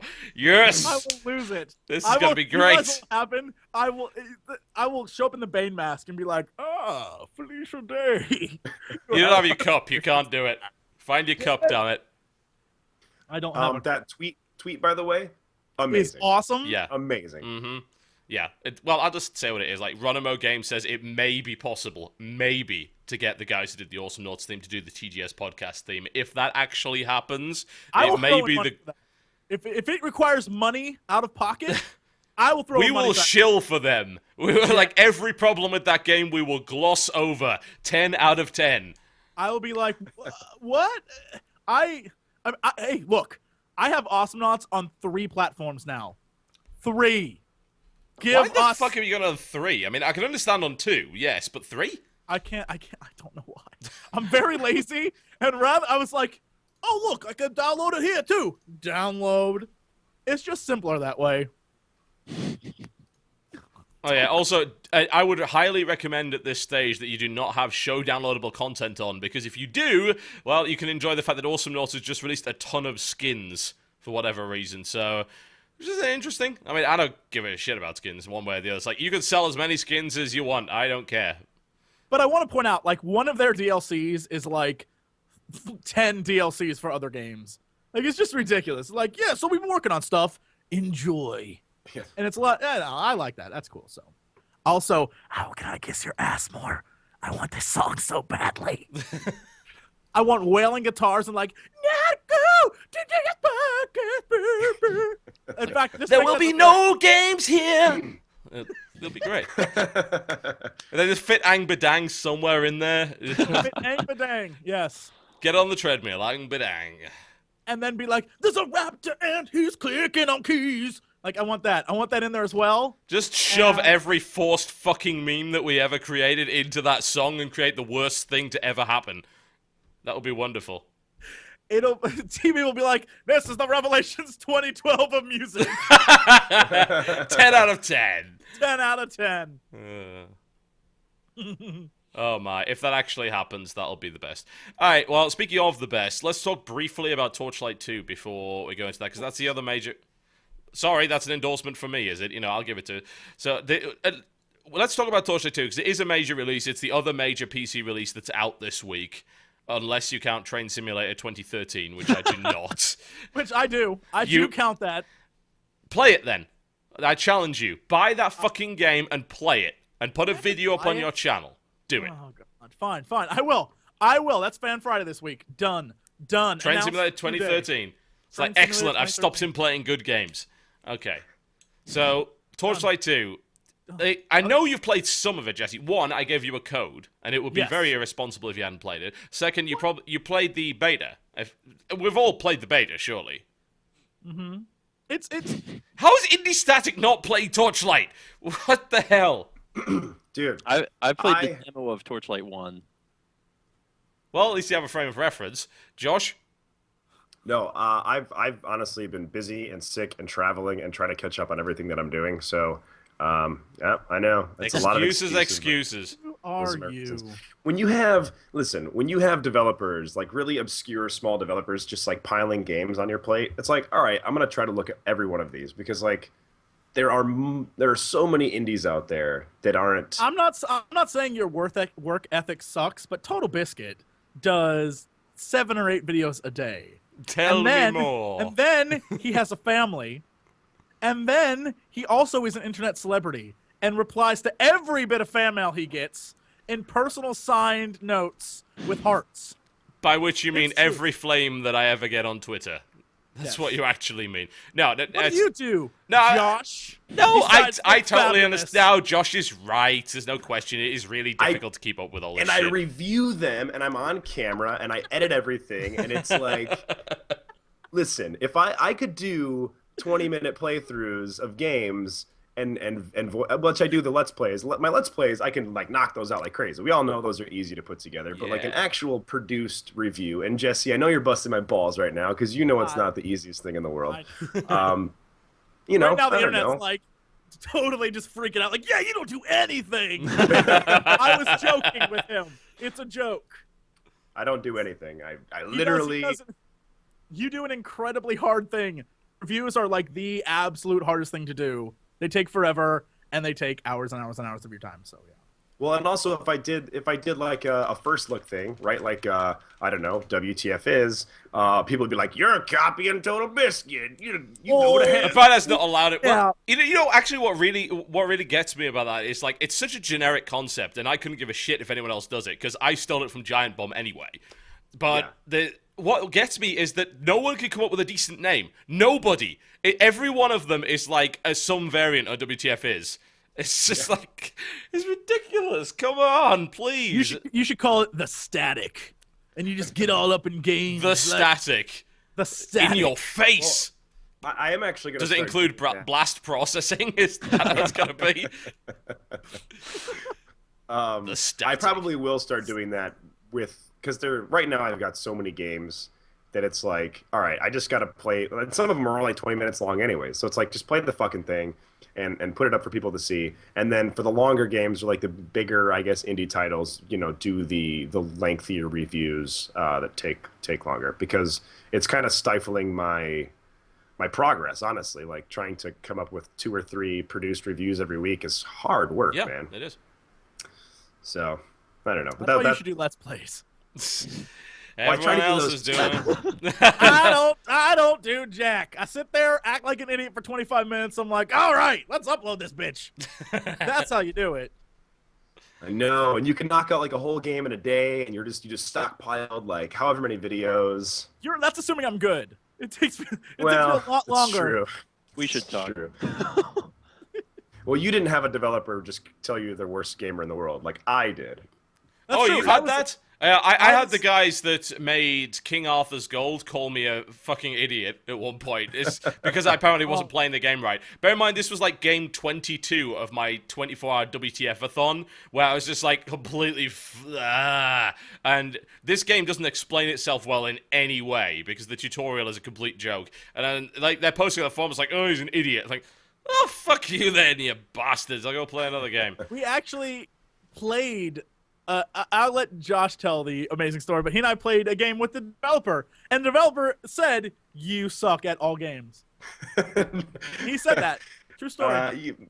Jesse exaggerates a little bit. He definitely told me I was bad at his game, which is Wanderlust Rebirth by Yeti Trunk. Oh, yes, that one. I've heard of that. That's the co-op kind of top-down isometric RPG in the sort of SNES style, right? Yeah, it's fun. It's a good time. They actually just released an update for it. How can you be bad at a game like that? I don't know. Yeah. How? How can you be bad at a game like that? Do tell, Josh. Well, do tell. okay, so a lot in that game is as simple as it is. A lot of the spells and abilities are skill shots. So I was You just like missed missing every one of them. everything. And then It I was kept amazing. so you have like an ultimate also, so I kept accidentally popping my ult, but like It the was ult is bad. shared by all 4 people. So if one person pops his ult, the other 3 can't. And so Jesse's like, "Don't pop your ult. I'm gonna wipe all these guys out." And I'm like accidentally popping it and then just like ruining. But like 5 minutes before it's needed, we'll just be walking through the forest. And it's like, "Bro!" And then we wipe, and I'm like, "Oh, sorry guys." This game sounds like it sounds like raiding in WoW. It's just like someone fucks up, everybody dies, start again. Funny thing is it's Can be. short-ish. Like 4 hours, I think, maybe Yeah. 5 total Yeah. game time. But it was it was a lot of fun. It's that same style of a game where, like Magicka, the stuff you can do to your friends makes it even better. Yeah. Yeah. Like it's that kind of. That's the only reason why Magicka's any good, because you accidentally blow up your friends, and it's hilarious. And that's what the game is. Yeah. It was fun. was good. But yeah, they called me terrible, and then Jesse's like, "Oh, you heard it here, folks. Josh Mattingly is the worst gamer in the world." according to And then it lasted for another 4 hours. That joke never died. Oh no, it lasted for another 4 weeks because people kept posting it on my YouTube and also Twitter. Good work, butterflies. Nicely done. Nicely done. Fun. Anyway, Torchlight, yes. That's what we're trying to talk about. So, Jesse, you played the beta and you have a code. Have you touched the current build? You know what? It's on my computer.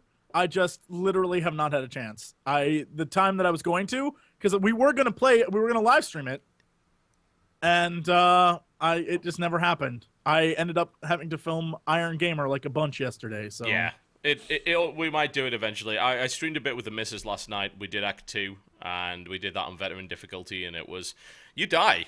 You know, you die. It's as simple as that, which is not something I'm used to after playing normal mode of fucking Diablo. The one thing I will say is that the game, right off the bat, earlier we were talking about that hook of like it gets you hooked in. Yep.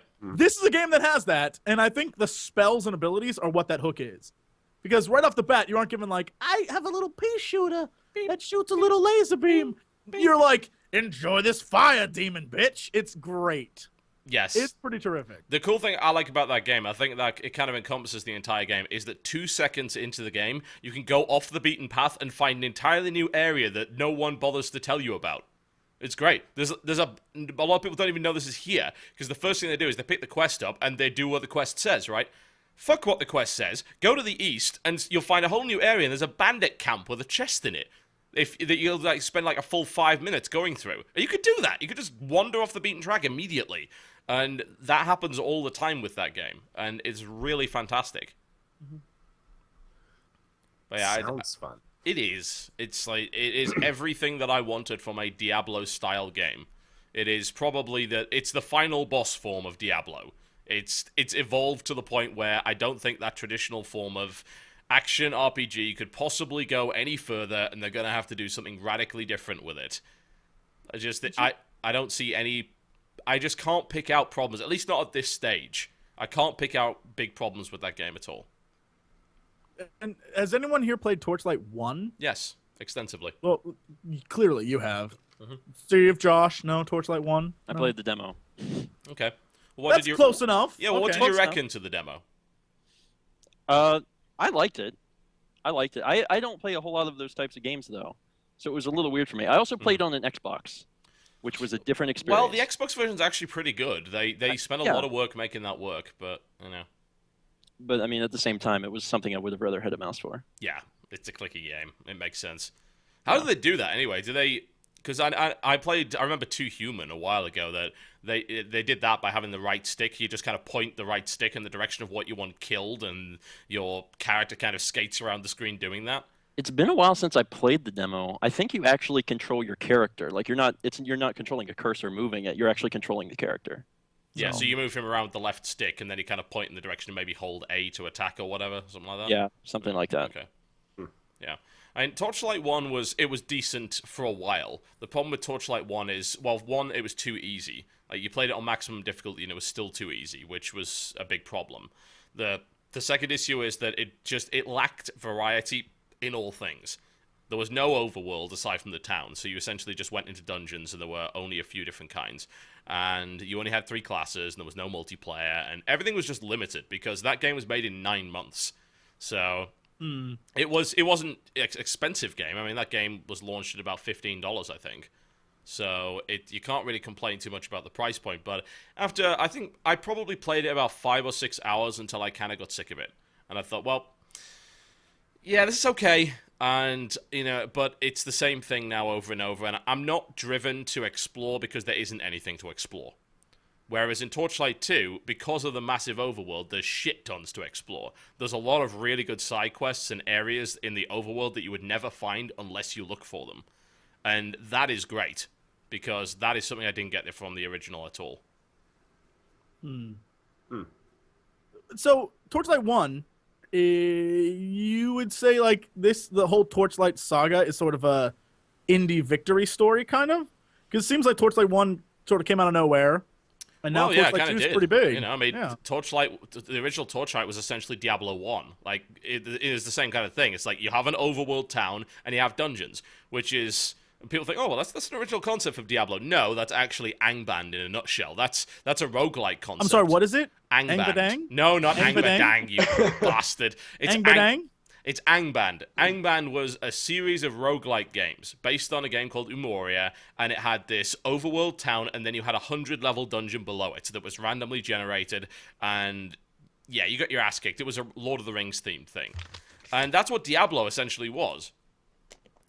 And now Diablo 2 had this big overworld, and so does Torchlight 2.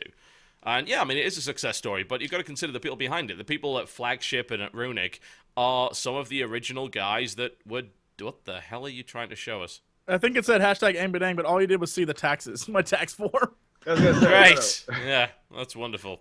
Some of us, when you're an adult, hey, if you're younger than 18, enjoy it. I have a guy for Eventually, that. you have to pay taxes. You have And to then fill you them out. die. Welcome to life. It only starting gets better. I had to pay tax when I was 14. You can get a job bagging groceries when you're 14. Oh, that's true. But I'm, I was assuming. Oh, shut up. Don't make the. In the UK, I'm trying to be nice. they just take the money off your paycheck. It's really quite easy because they assume people will fuck the taxes up anyway. So Yeah. Taxes. fuck. We're not going to talk about taxes, especially I not was in trying to election say season. Angbadang. I'll- Angbadang. Yeah, let's not even talk about that. But All the meltdown. yeah, whatever the case, it's kind of pointless to discuss Torchlight 2 if you guys haven't played it yet. All I could say is it's out. It'll be out by the time this VOD comes out, and it'll be out in about 20 hours, I believe, for those of you who are watching the live stream. Pick I will it up, play it this you silly people. It is wonderful. If you have even a passing interest in Diablo, you owe it to yourself to play Torchlight 2. I'm going to pick it up. And I've been thinking about something to live stream, and maybe I'll stream it. Yeah. How's that? Yeah, the cool thing about live streaming a game like that is that the loot drops are so randomized that you get some crazy shit. And you get some crazy shit that your friends probably haven't seen. So people always want to see what the drops are. It's exciting. Whereas Diablo drops were never like that. At least Diablo 3 anyway. Diablo 2 was. But Diablo 3 not so much. So yeah, it's great. It's $20. So please, I could not heartily recommend that game any more than I currently am. Doing it. Sold. Do it. Done. All right, let's talk about news. Is there Can any... I actually add something to our little games You discussion? can, yes. FTL. What is up with that game being so much damn fun? Yeah. That That's- game- why have we not talked about FTL? Yeah, I guess we I should. forgot to mention that. Mhm. That game has sucked up. Anytime that, if I'm rendering a video and I'm just, sitting at my computer, that's the game I'm playing now. I lost the That day to that game- game. Is amazing. I Yeah. can't even describe to you. The problem with it, though, is it's so much fun and it's such a great game until you find that one ship that they're like, send 1 million people on board, and they board your ship and just kill every one of your Completely people. fuck and you you're dead. up, yeah. It's unfair. It's really fun until it becomes completely unfair. That's roguelike games in a nutshell. Roguelike games are inherently unfair. They're very much about randomization, the journey. Dying is an important part of that game because you have a little self-contained story. I have a couple of playthroughs of the HMS TGS whereby Jesse Cox gets sucked out an airlock and gets eaten by spiders and the ship blows up, and it's great. I have the perfect crew. I make them all the time. It's Captain Jean-Luc Picard, Commander Adama is his right-hand man, and then Malcolm Reynolds is their chief security officer. And we go around and we fight crime across the galaxy like badasses. And every time we don't get killed by enemy ships, nothing happens. What happens every time, and I don't know how to stop this, they'll board the ship and we'll go to fight them, and they'll just run to go destroy the oxygen. My guys go to fight. And with the oxygen gone, my ship, while they're attacking me, slowly just dies. And it's either I defend and keep my ship together and then get pelted from the outside, or fight back and die on the inside. Eventually, it's just it's like that thing in Star Trek that Kirk beats because he cheats, whatever that damn thing's called.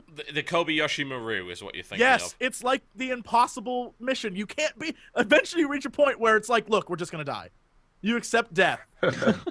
And Captain Jean-Luc Picard does not accept death. It never happens. I think it's fascinating to me that all like a lot of the things we're talking about are all indie games, right? And they're becoming more and more popular. Yeah. Like I mean, FTL, the only like big game Torchlight, we've talked about, unless you count all of the Genesis stuff, is Borderlands. Borderlands. Everything else has been indies. Yep. It's crazy. For someone who hasn't played a whole lot of roguelike games, what would you say is like the definitive title I should try? Well, roguelike's a really weird one because the genre's been around for so long. It was started by a game called Rogue, which is why, everything's called roguelikes now. And it's funny that it actually stuck because, Doom-likes, that disappeared into first-person shooter. There's actually there's a graph that charts the Usenet terms and like the rise of FPS and the fall of Doom clone, which is a really intriguing thing to look at. But I think the game you need to look at is Dungeons of Dreadmore. So this game is about $3 on Steam. It is like Babby's first roguelike, but it will also murder you horribly. So Also, there's a mod. I've been told that. Yeah. There's a mod that features the space butterfly. You should play with that one. Seriously? I'm not even joking. Someone It's on modded- Steam. Amazing. Oh, You can Christ. download it. I hate you so much. But It's yeah, awesome. Dungeons of Dreadmore, definitely. It's a very cheap game. It kills you horribly. It's got a nice little graphic style to it.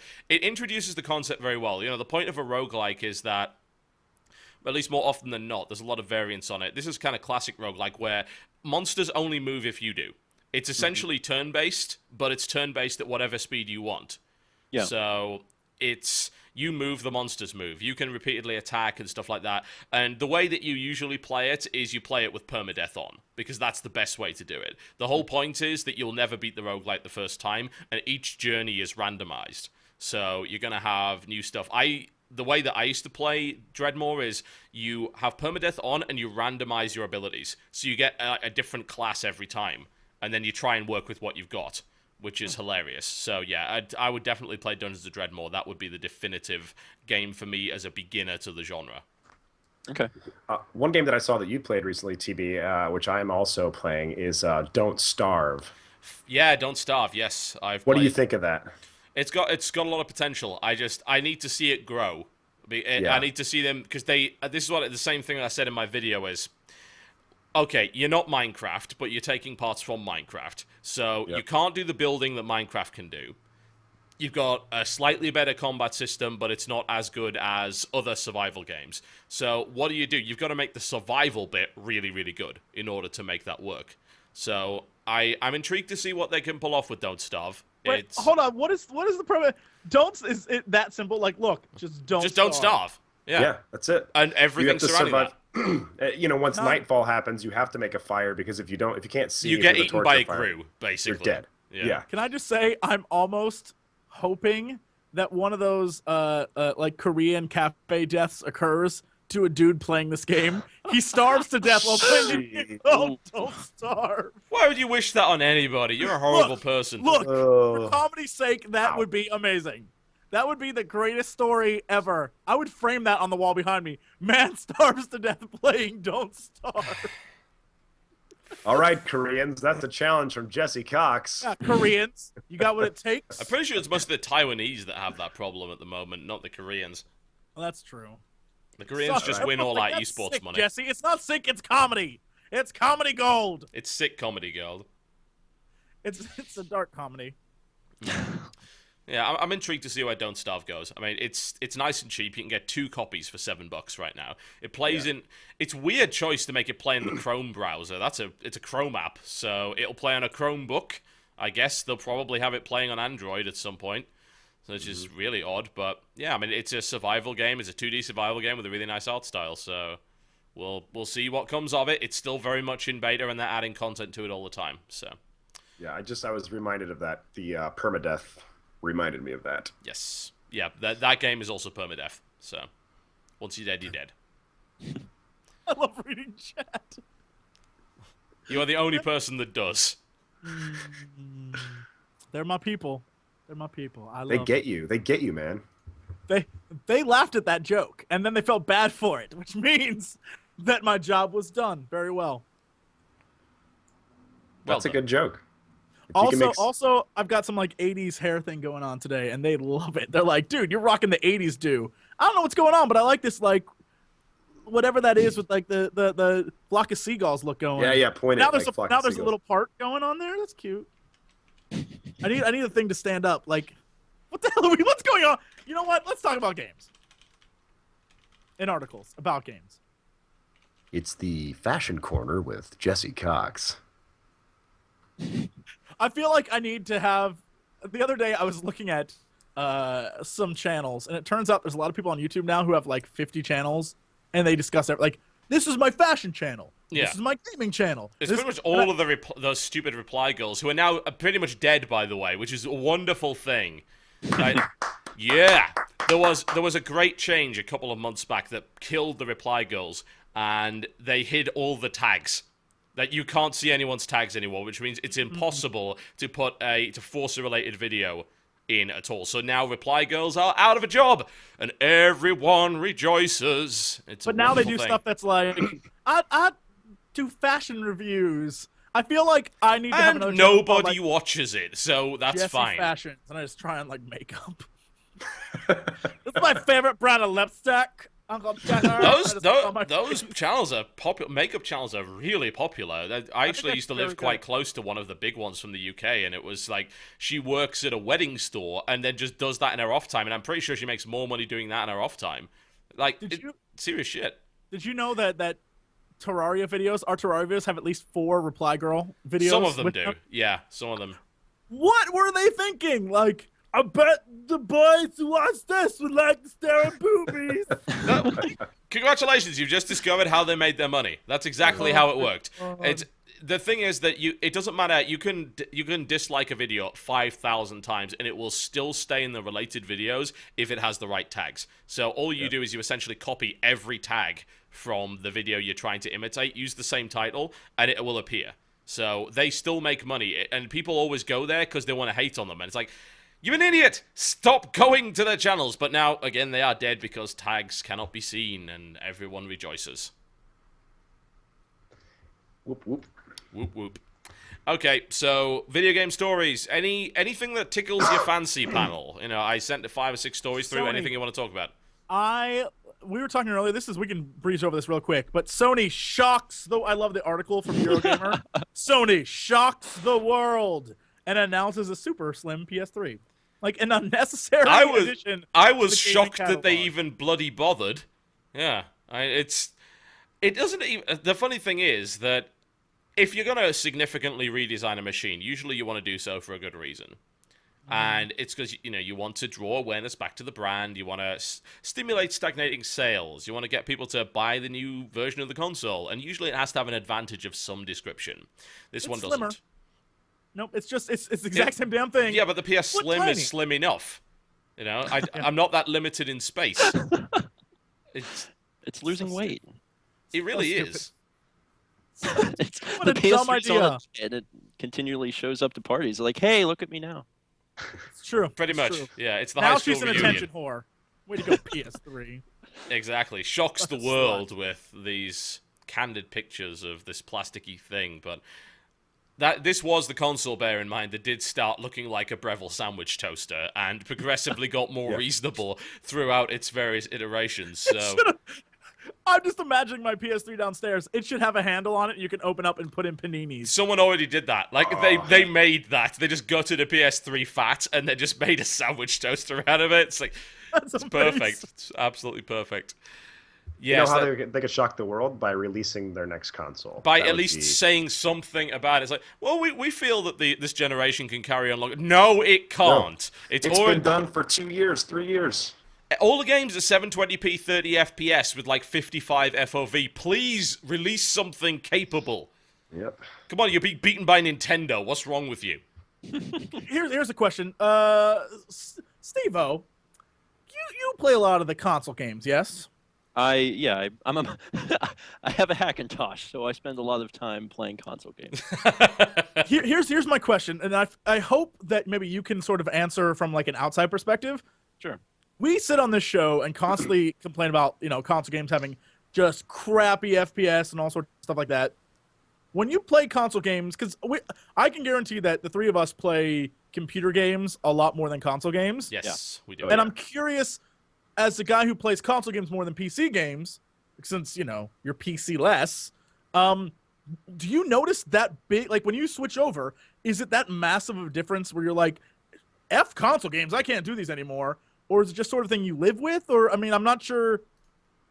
I mean, well, for the record, I have Windows 7, and I last booted into it in November. so, so I've played. I mean, I play PC games occasionally, but since Valve brought so much of their stuff over to Mac, I mean, me and my friends play Left 4 Dead all the time, and Left 4 Dead is fine. But between going back and forth, I don't know, it just doesn't bother me all that much. I don't know. It's not like whenever I'm watching the screen. I'm playing in HD, even though a lot of the times it's like 540p scaled. But it doesn't. I don't know. It just doesn't bother me. It's more about the experiences I'm having than the graphics, which is really weird for me to say because I have complained about the Wii U coming. You know, having or not the Wii U, but the Wii. The original, like yeah. Yeah, and transitioning now to 1080p and like you said, the current generation. But even playing myself, like I don't know, it doesn't really bother me. I mean, it bothers me when I play Genesis on the HD TV, and there's some serious problems. But Because I don't know, it seems to me like most people who play 360, PS3, Wii don't really sit like, we'll sit here and be like, oh my God, you know, this is a travesty. But most people who avidly play them, it doesn't really bother them at all. And I know that we can sit here and be like, it's been the console generation should have been over 4 years ago. Like that's like we can agree with that. Like that's just a thing. But it doesn't seem to bother anyone who plays consoles. My wife recently started and finished Wind Waker, and we were playing it on the HD TV. So it's 480p because we had the component cable. And honestly, when I watched it, obviously there were some jaggies, but it doesn't look bad. It really doesn't look bad. And she loved it. She had a good experience playing it. And even though I have been on Nintendo's case in the past, especially comparing like the 360 and PS3 to the Wii, I mean, when it comes right down to it, it doesn't bother me all that much. And whenever I play Left 4 Dead, I am playing at a super high frame rate, and I'm playing 1080p, and I enjoy that. But when I switch over to console, it doesn't bother me too bad.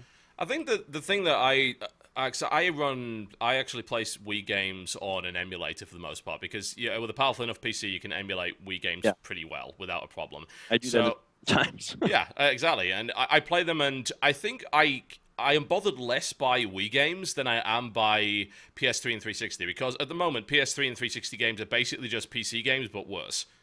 And we get most of the games that are on those consoles anyway on PC, and even if the port's shitty, it's generally still better. I mean, even Dark Souls, which is one of the shittiest ports to have graced PC in recent years, is still better on PC than it is on console, just because of the fact that it doesn't lag in Blighttown in the same way that it did on the actual console itself.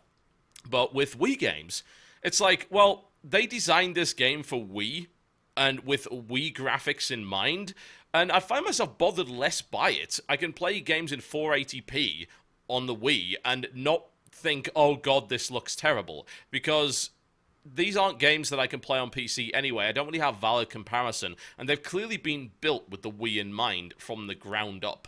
I think the comparison thing is a big deal too, because if you're playing games on the PC and then you go and play them on the console, you're probably noticing a huge difference. But for me, I'm not playing them on the PC at all. I think the only games I own on both would be Left 4 Dead, because I had the Xbox version before I had Hackintosh, because I used to use like a MacBook, which wasn't powerful enough. And the big difference for me there is not even graphics. It's just if I'm going to play a first-person shooter, I want to use a mouse. Yes. And that would be the reason I would boot into Windows, is if there was a PC-only shooter, then I would play that. Or, well, I would just play a shooter, period, because I'd prefer a mouse, but sometimes you deal. I can't do thumbsticks with the shooter. No well, joke. I did all my life because I always played console games, and then in 2009 is when I finally built the Hackintosh, and it was nice to be able to play computer games for pretty much like the first time in my life, because I had never been able to play computer games before that. And I adjusted quickly to the mouse, but I still go back and play console games because all my friends have consoles. I don't have PC gamer friends. So Yeah, I was weird. When I was younger, we had like Genesis and then Nintendo 64, and then my dad's like, I'm not buying a PS2. I'm not buying an Xbox. I'm like, well, why not? I want to play these games. But then we had a really nice computer. So then that's how like I inherently just had to start playing computer games if I wanted to play like cool shooters. And then I just never looked back. Yeah. And that was I didn't 12 grow years up with ago. consoles. I played consoles when I went to my friend's house. And eventually, when I was like 15, 16, I bought my first console. We never had consoles in the house. I just gamed on PC or, the other computers that we had at the time. So, yeah, it's weird, but I mean, I think that has a lot to do with it, is how you grow up and what you're playing. Are you playing console or PC? Although, I mean, I talked to a lot of people that start with console, and when they move to PC, they're like, well, screw that. I'm never going back to consoles. But That's then, me. Yeah. well, Yeah. Mac user, and then I kind of get screwed on that end. Mhm. But I like what Steam's doing. Valve is pushing their games to Mac. I wish more companies would do that because I would play them on the PC. yeah, certainly. And I think that when it comes to playing console games as well, it also depends on the kind of game. If it's a AAA, I will definitely hate playing it on console because I know that AAA will also be on PC, or it'll be a genre that I don't care about. People asked me actually in Mailbox today, what are your opinions of Halo 4? And I said, well, I'm not going to play it because I don't like the Halo series. It's not because they're bad games, it's because they're console shooters, and they have inherent design problems that I don't like. They're reliant on a controller. The reason you can only have 2 weapons is essentially because of a controller. There's no hunting around for secrets because you already have all the ammo and weapons you're going to need anyway, because the game has to give them to you in order for you to bypass the next section. Because you can't hold 10 of them. It's not like Duke Nukem 3D, where you find the RPG on level 1, and you can carry it around, but you can't find the ammo for it unless you really hunt hard enough. It's like, you're going to have 2 guns. You have a specific set of guns that you need to beat the next encounter. Then the game gives you another one. That was the most brazen thing about Duke Nukem Forever. Jesse, you'll remember this, where they just give you a rocket launcher right before the boss fight, because they know you're going to fucking need it, just in case you don't have one. And then in the room with the boss is like, here's where you resupply. It's like, so you can never not run out of, like, you always have ammo for whatever weapon they give you. That is the most brazen example, and it's a great way to tell the difference, because it's the same franchise, but one is a console shooter inherently, and one is a PC shooter inherently, and you can see the massive differences in design there. But when it comes to stuff like the things that pop up on Xbox Live, like Castle Crashers, like Awesome Noughts, I'll happily play those. I mean, because it doesn't make a difference. I mean, a lot of the times they'll actually run at 1080p. Sometimes even at 60 FPS. I can play games like Outland and have a blast playing those on console because it's the same experience I'd be getting on PC. It's just with AAAs, it's never the same experience. It's an inferior one. And the longer this generation goes on, the worse it gets. Yep, I agree. Agree. Well, I think we've wrapped up that topic successfully. I don't know where it came from in the first place. Let's talk about, right, what other news articles have we got? Anyone want to pick one from the litter, or shall I go and have a look? What's the, here we go. Which I have one is one it? I wanna Reality talk check. about, but- The truth about perverted Japanese games. Oh, It's that amazing. one. That's Yeah. an amazing article.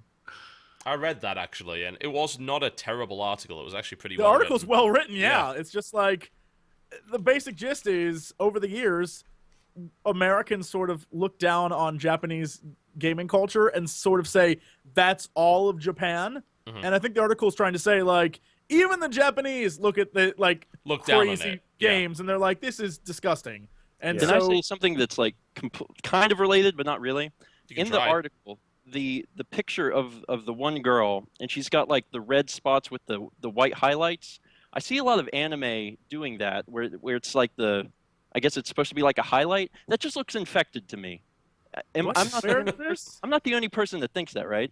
Because when Girl I am I see that, looking at? that doesn't seem attractive. Whenever you go to the article, it's not the top. Oh, it's the giant-breasted black-haired girl with the, like, her legs are sticking up, and you see, like, it looks like her butt's been slapped 50 times. She needs to get that lance. That's Like, supposed to. Yeah, it does look like she's got hives. I don't find that particularly attractive. I don't know what demographic they're shooting for you. Yeah, I'm not sure what's going on there, but I love the thing. It's like, Japan's so crazy. Did you know a guy married his virtual love plus girlfriend? Japan's so full of lonely perverts. Did you see the photos of that man who went skydiving with his sex pillow? That had a cartoon girl's image printed on it? Japan's so weird. Did you know that you can buy used schoolgirl panties and vending machines over there? Oh, Japan. Like, really? You've just recreated a 1993 Sega commercial. Congratulations. It's the exact voiceover. Well done. That, to me, honestly, I think a lot of people truly think that way. Like, oh, Japan. You know what happens? 4chan is like on the forefront of that. Like every time something crazy happens, it's like, oh, Japan. And the article basically is like, yeah, we know they're crazy, but so do the Japanese. And they're like, this is not cool. Like, this does not represent us. So I thought that was kind of a neat twist on the article, but still, they make games where, like, basically it's like, yeah, I'm gonna bang you. That's the purpose of this game. That should be a title. I'm gonna bang you. The thing is, these games also exist in the West. Like, there's actually this dark, seedy underbelly that I think people don't realize. It's probably mostly in, like, Flash games and shit like that. Where can I find this? Fucked if I know, but it's easy enough to dismiss the entire idea that there are perverted, fucking sick games just in Japan. That's just blatantly not true. Yeah. I mean, you can find all sorts of crazy shit. I'm not joking. This is totally true. I don't know if I told you this, TB. I might have been talking about this at one point. It might have been way back in the very first few podcasts, or it might have been way back when on WoW Radio, like long time ago. That was a while but ago. Several years ago, someone sent me a game, and I wish I could remember what it was called. I'll try to describe it. Basically, it's a tactical. It's like Japan, but it's a tactical game where you buy troops, you create armies, there's espionage. It's like a really in-depth game. Except after you take over a kingdom, you bang the leader of the kingdom. And they're all women, of course. Is and I that was a mini like, game? no, it's a legit real game. Someone Is it sent Shaq like, Fu? It sounds like Shaq Fu.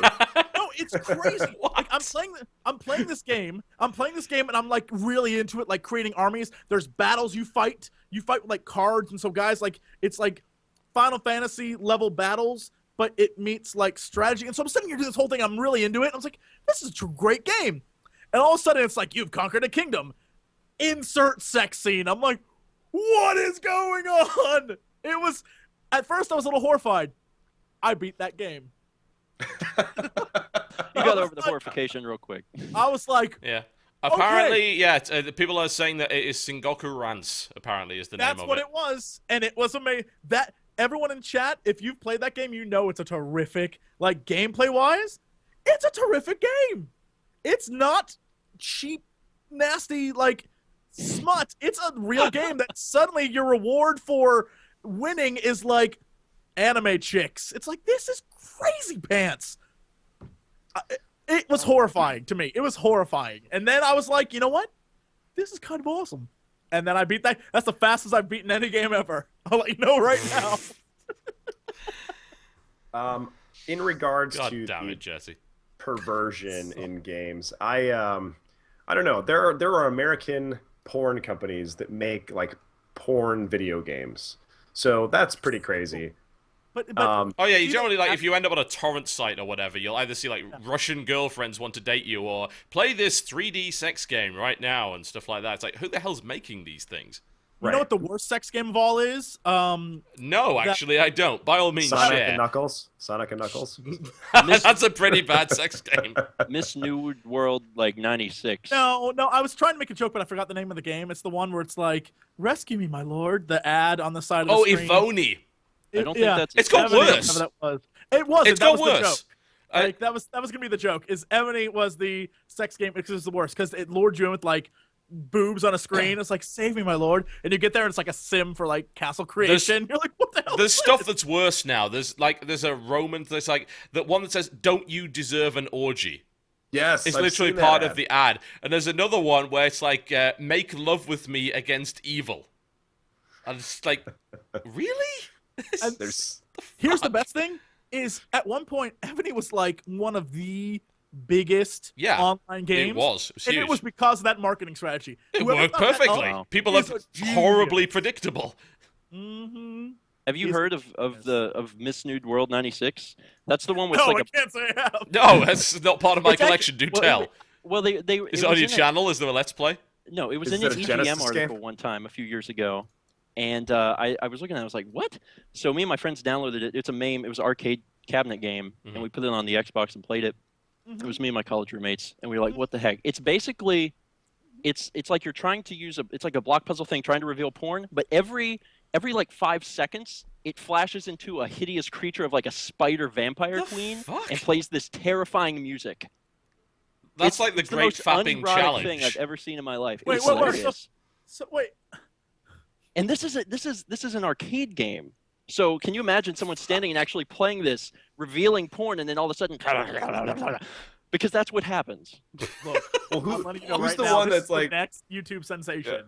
at an arcade? They're like, I'm gonna go put my quarters into this Miss Nude '96. That's Like- what you call it these days. I'm gonna put my quarters into Miss Nude '96. Right.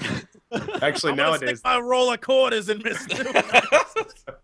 I'm gonna stick my swipe card through this thing because I got a lot of credits. Well, on it's my- it's the can I fap to this challenge. It's like with this spider demon appearing every 5 seconds. Is it possible? I don't, Oh dear.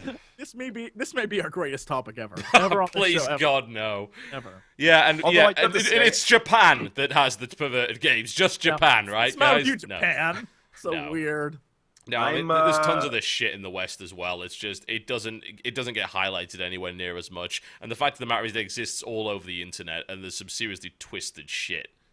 Well, let me ask you this: do you think that it shouldn't be made? Do you think that it's like terrible that this stuff is out there? Because I'm like, you know what? If It's you're going a to get person, made one way or the other, But No, it's fantasy stuff that some people seem to need to get their rocks off, and if they can't get it that way, they're going to do it in other ways. So, It's fantasy is fantasy at the end of the day, and you can hardly Yeah. stop someone developing this stuff.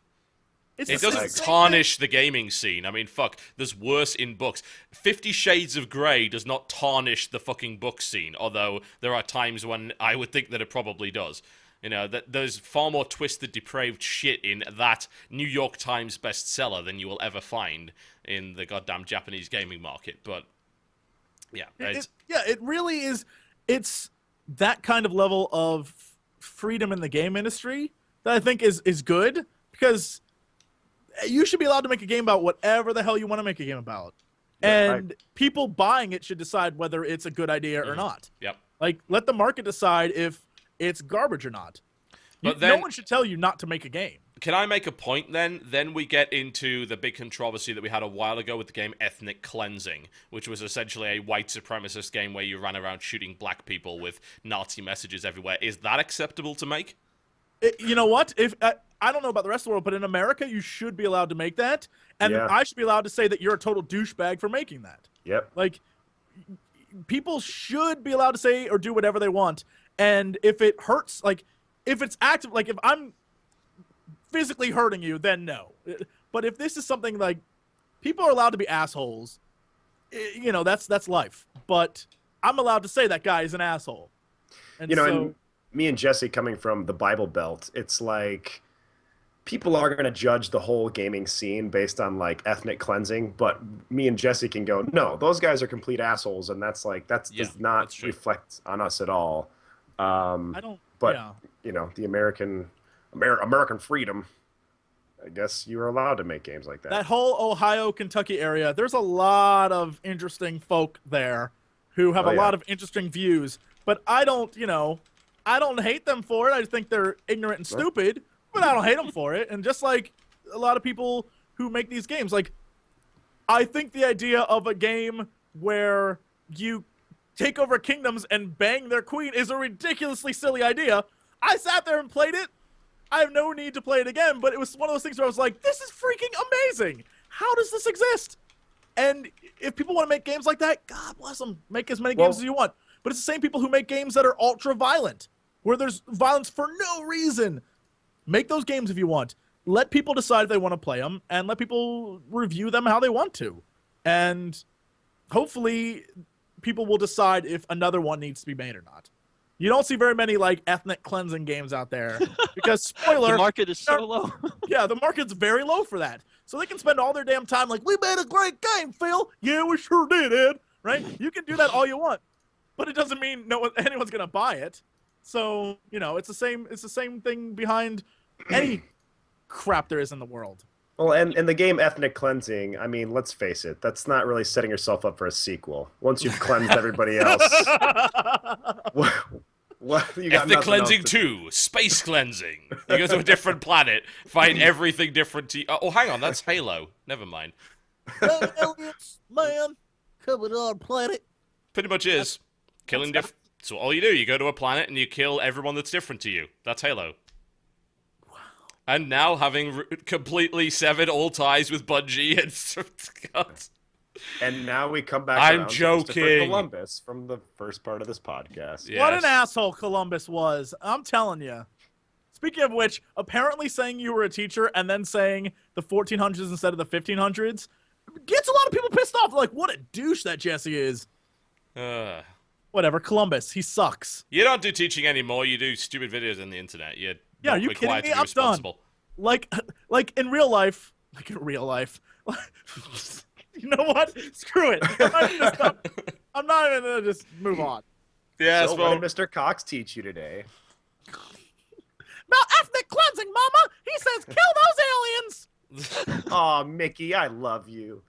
Oh, we're gonna get them. Take that, E.T. What the hell are we talking about? Where is this going? I think Mickey Mouse and E.T. together in a game might actually. You might be onto something. I feel like the movie Independence Day was an ethnic cleansing movie. Like, welcome to Earth, punch him in the face. Will Smith, very racist. I'm not sure you knew that. It's very racist against aliens. racist against green people. Yeah. Yep, he hates the Greens. That's racist. The greens. This is a green color. This is a green bus. Y'all can't get on the green bus. There's a green drinking fountain. Y'all hear me? What has happened? I'm not sure. I just kind of You know what like happens? took myself You know out what of it for a happens? second and was like, "What is going on?" What is happening? Video games where we have sex with anime characters leads down this path. It is a gateway drug. This is why to we should ban nonsense. all Japanese gaming. All of it. We'll be I racist. take back what I said earlier. This is bad. This is clearly bad. This is what it Japan, does. stop it. Look what happened If to this us. is what it can do to 4 highly trained professionals, imagine what it would do to your children. Paid for by the Republican National Convention. Mitt Romney for president. Oh my god. Another story this week that I think is pretty amazing is we have to talk about BioWare. Okay, We have to yeah, talk about sure. the doctors jumping ship. They saw the Titanic sinking and they're like, Or we're out. Titanic, yes. Yes. Anyone want to start with that story or should I just jump into it? You do it, because I think you've got the most affinity with BioWare. Like, I've met the doctors once, actually. They have my business cards, and I have theirs, and they looked far more expensive than mine. But, which is to be expected. Those guys are pretty awesome. Like, I've heard them speak, and they are great. Like, they know their shit very clearly. Mm-hmm. And I don't, blame them for, BioWare, it's like, what do you blame them for? Because... No, I don't blame them for anything. I think, if anything... This is the smartest move they could have done. They made a ton of money, and they're Get like, out while we're you getting can. out while the getting's good. Yep. It's kind of a shame. I wish they would stick around for Dragon Age 3 because, they're saying, oh, well, we're going to try and fix the problems of Dragon Age 2. BioWare's had some missteps. I wouldn't say that Tor was a terrible game. We've already talked about the problems that Tor has, but it's definitely not a terrible game. There's no question.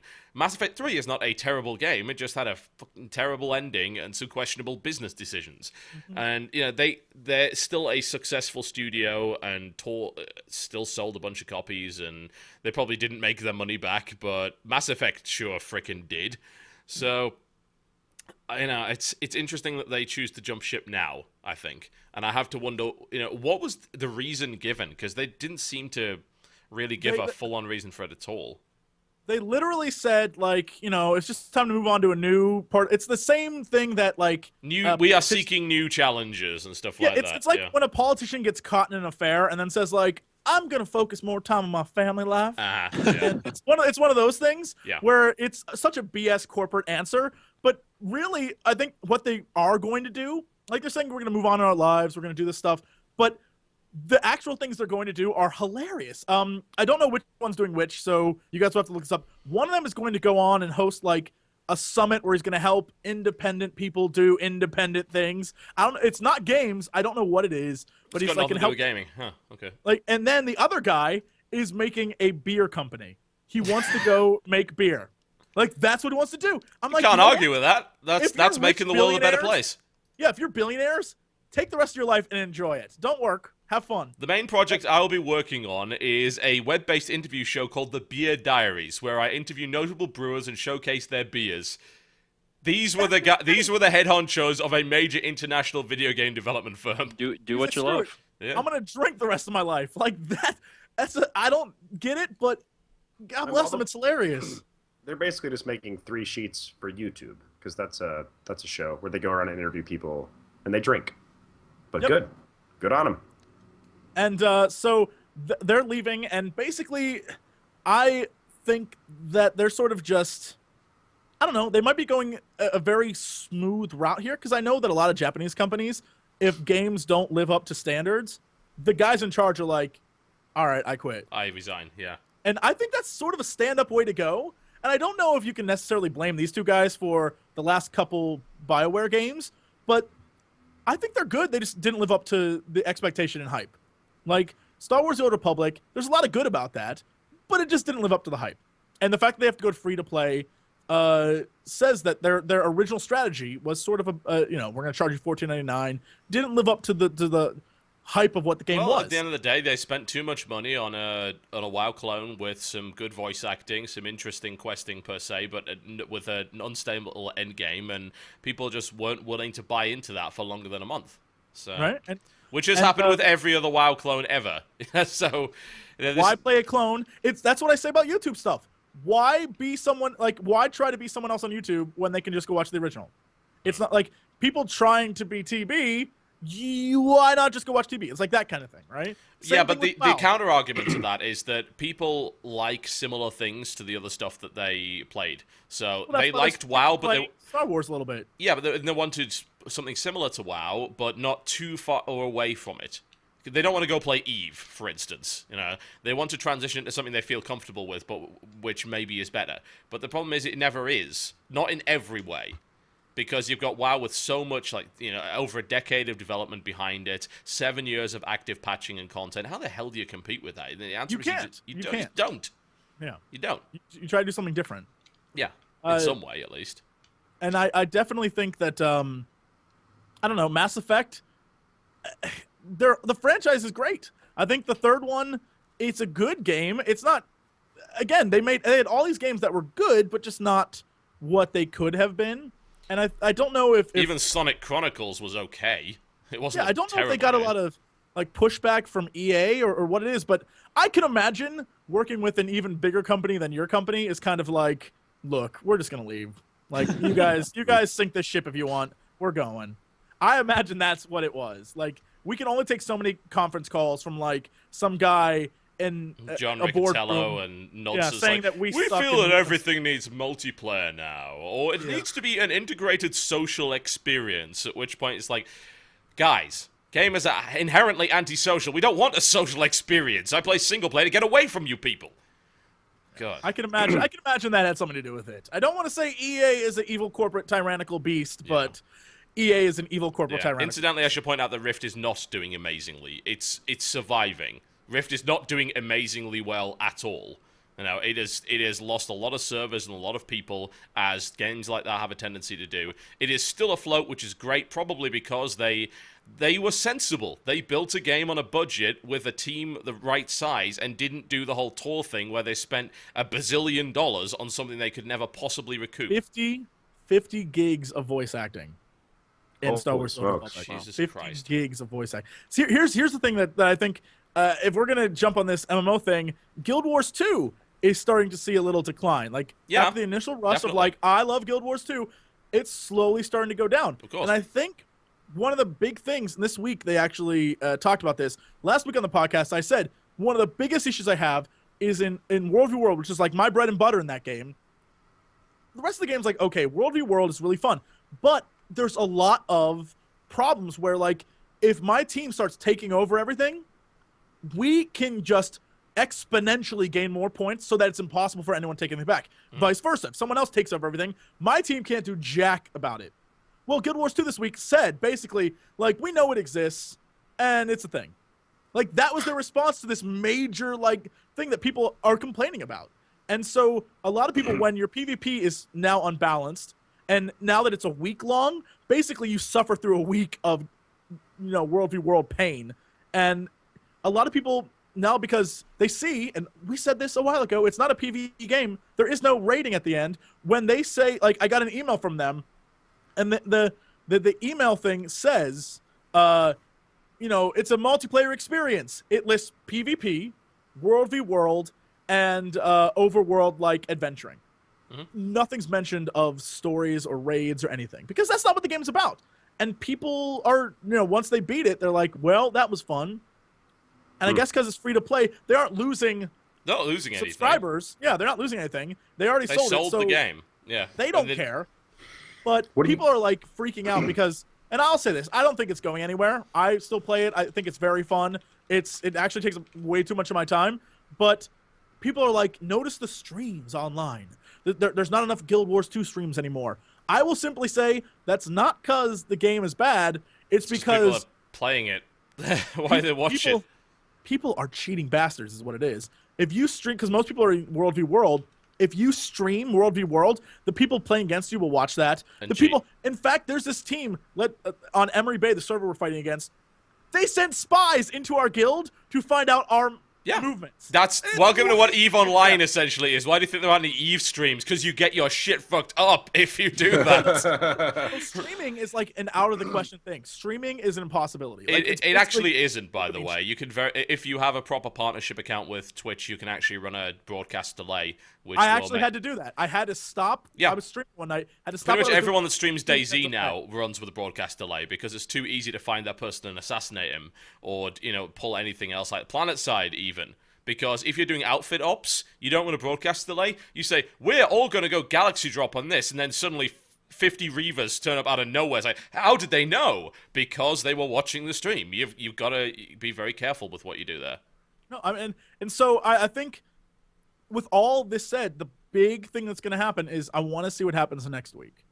Next week when Mr. Pandari releases, I want to see the dynamic. I want to see who goes back, who stays away, what happens with gaming communities. Like, it's gonna be an interesting thing to see because everyone's still like in this weird. Half the people are like, "Yo, I'm gonna get WoW," and the other half are like, "Oh, it's the worst thing ever." And I want to know what happens with the overall sort of gaming experience with these other games because it's been a while since WoW expansion came out, and a bunch of games have been released since then. So I want to see if this actually draws people back. This will be an interesting few days. Do you guys think that there can be another WoW? A WoW 2? No, like another success. Like a game that has that success. Yes, but it's going to take... It can't be anything like... It can't be anything like... Basically, World of Warcraft would have to have died in order for that to happen. And then I think there'd need to be a significant period. But even then, you'd still have to change things around. Like, the combat system could never be put back in the way that it is, because the combat system is terrible.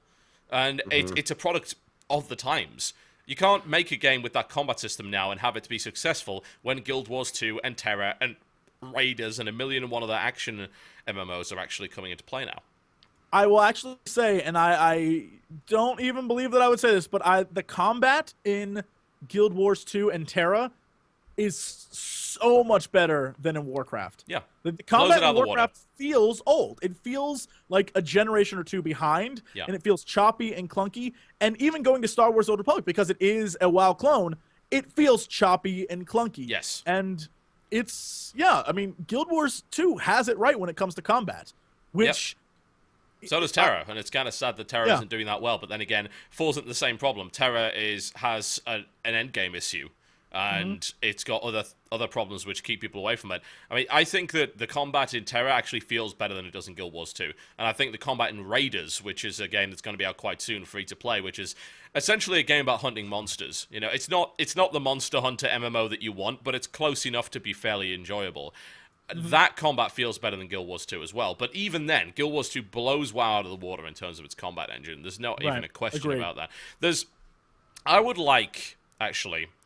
I want to take a break while you guys read this, because this is an interesting topic that I want to go into briefly before we do releases and things like that. I'd like you guys to read this while we're on break and come back and talk about what you think about it, because this is a post that I found on Reddit, and I think it's the most upvoted post on the Guild Wars 2 subreddit ever.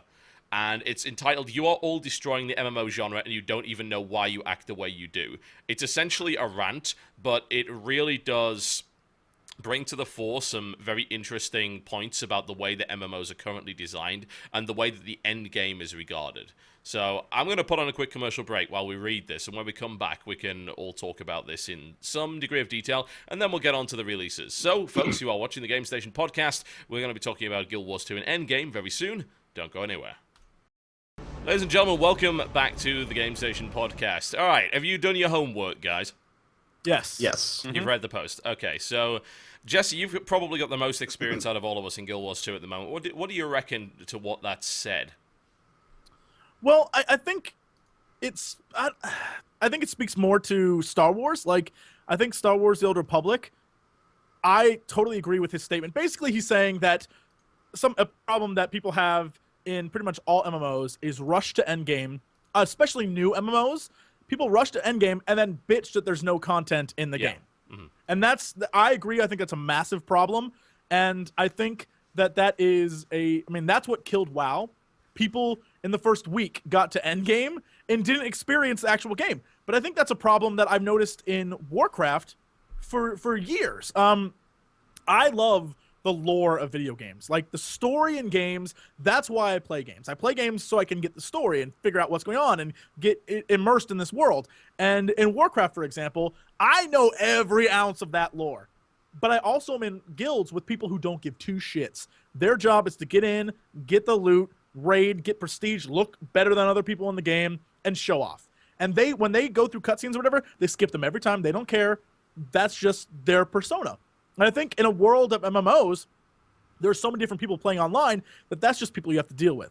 But with that said, that is for sure what killed Star Wars: The Old Republic. People got in, they skipped over the fact that the entire game is based off of story and all the different things in it, and they just pushed to the end. And when they got to the end and there was like half a raid there, because they were still like, in their mind, I assume BioWare assumed people would like love the story because it's Star Wars. You want to get in the well, more the point, because it's BioWare. That's why people buy BioWare games. And I think they assumed that they could get away with creating an online version of Knights of the Old Republic that people would still play through, like Knights of the Old Republic. This guy says, why can't we play MMOs like RPGs? That's a good question. I don't know. I played Star Wars: The Old Republic for the story, not because I was into the rating or whatever. But most people didn't, and they pushed to the end. And then, if you can imagine, like, let's say the four of us have never played Star Wars, and we see some guy post online, this game sucks, there's nothing to do after a week of playing. Our opinion is immediately, why would I pick this game up? Why am I going to pay $14.99 a month for nothing? And people stifle games. They kill them. And raiders and people like that, they actively kill games. And they're the ones who complain the absolute most about anything. And I say that, though, knowing for a fact that I'm already talking with my guild in Warcraft, and we are like, you have 2 weeks to hit cap. level cap, and then we're going to start raiding. Mm-hmm. And I know I'll do that. So I'm sitting here saying like, that's, but I also know that if you want to raid, that's sort of a thing. It's about prestige and getting the first kill and all this stuff. Like, raiding is a whole culture that is very different than most MMOs are prepared for. Raiding is competitive, which is why people don't seem to get it. Like, raiding is borderline esport because people are highly competitive about it. And it's one of the esports equivalent of a science puzzle, really, or something like that, or solve this impossible crossword or whatever. But it's still competitive. That's why people play it. Now, I've got to ask, Stephen, have you actually played any MMOs? Because I mean, I know you're focused very much on console games. Well, it was interesting reading this article and also hearing Jesse talk, and it seems sad, really, because the only MMO I've ever played is I did play World of Warcraft. Mm-hmm. I played it for about a week, maybe two. And I started at the same time as one of my friends did. He had already played through it, but he was making a new character or whatever. And he talked to me after a week and was like, I'm way up here in this level. He's like, what level are you? And it was nothing, because that's not how I play video games. And I wasn't in tune to play MMOs that way. Mm-hmm. And he was like, well, what's wrong with you? And I'm like, well, I don't know. It just seems like all you do is go out in the field and click buttons and grind over and over. That's not exactly fun for what me. it is. I had to struggle to get to max level in the first place in WoW because of that. That's so sad. That's so. And I mean, I know that I don't get it because I have never been big into MMOs. I haven't really had a PC to be able to do that. But whenever I hear people talk about how they have to grind or how they have to raid, I've had friends who have been obsessed with World of Warcraft and their social lives just go down the toilet. And it's really sad. Like, if you're going to devote that much time, it should be something that you're having fun with. Yeah, that's the weird thing, isn't it? I think that raiding makes sense because what you got to understand about why people like raiding, and I hardcore raided for years, and the reason that I enjoyed hardcore raiding was the challenge was a reward, and when you finally got that kill with the boss, it was elation. It's like winning a big game with your football team. You know, that's what it feels like downing a boss, but it's with like 25 to 40 people, and it's crazy. And it feels great to do that.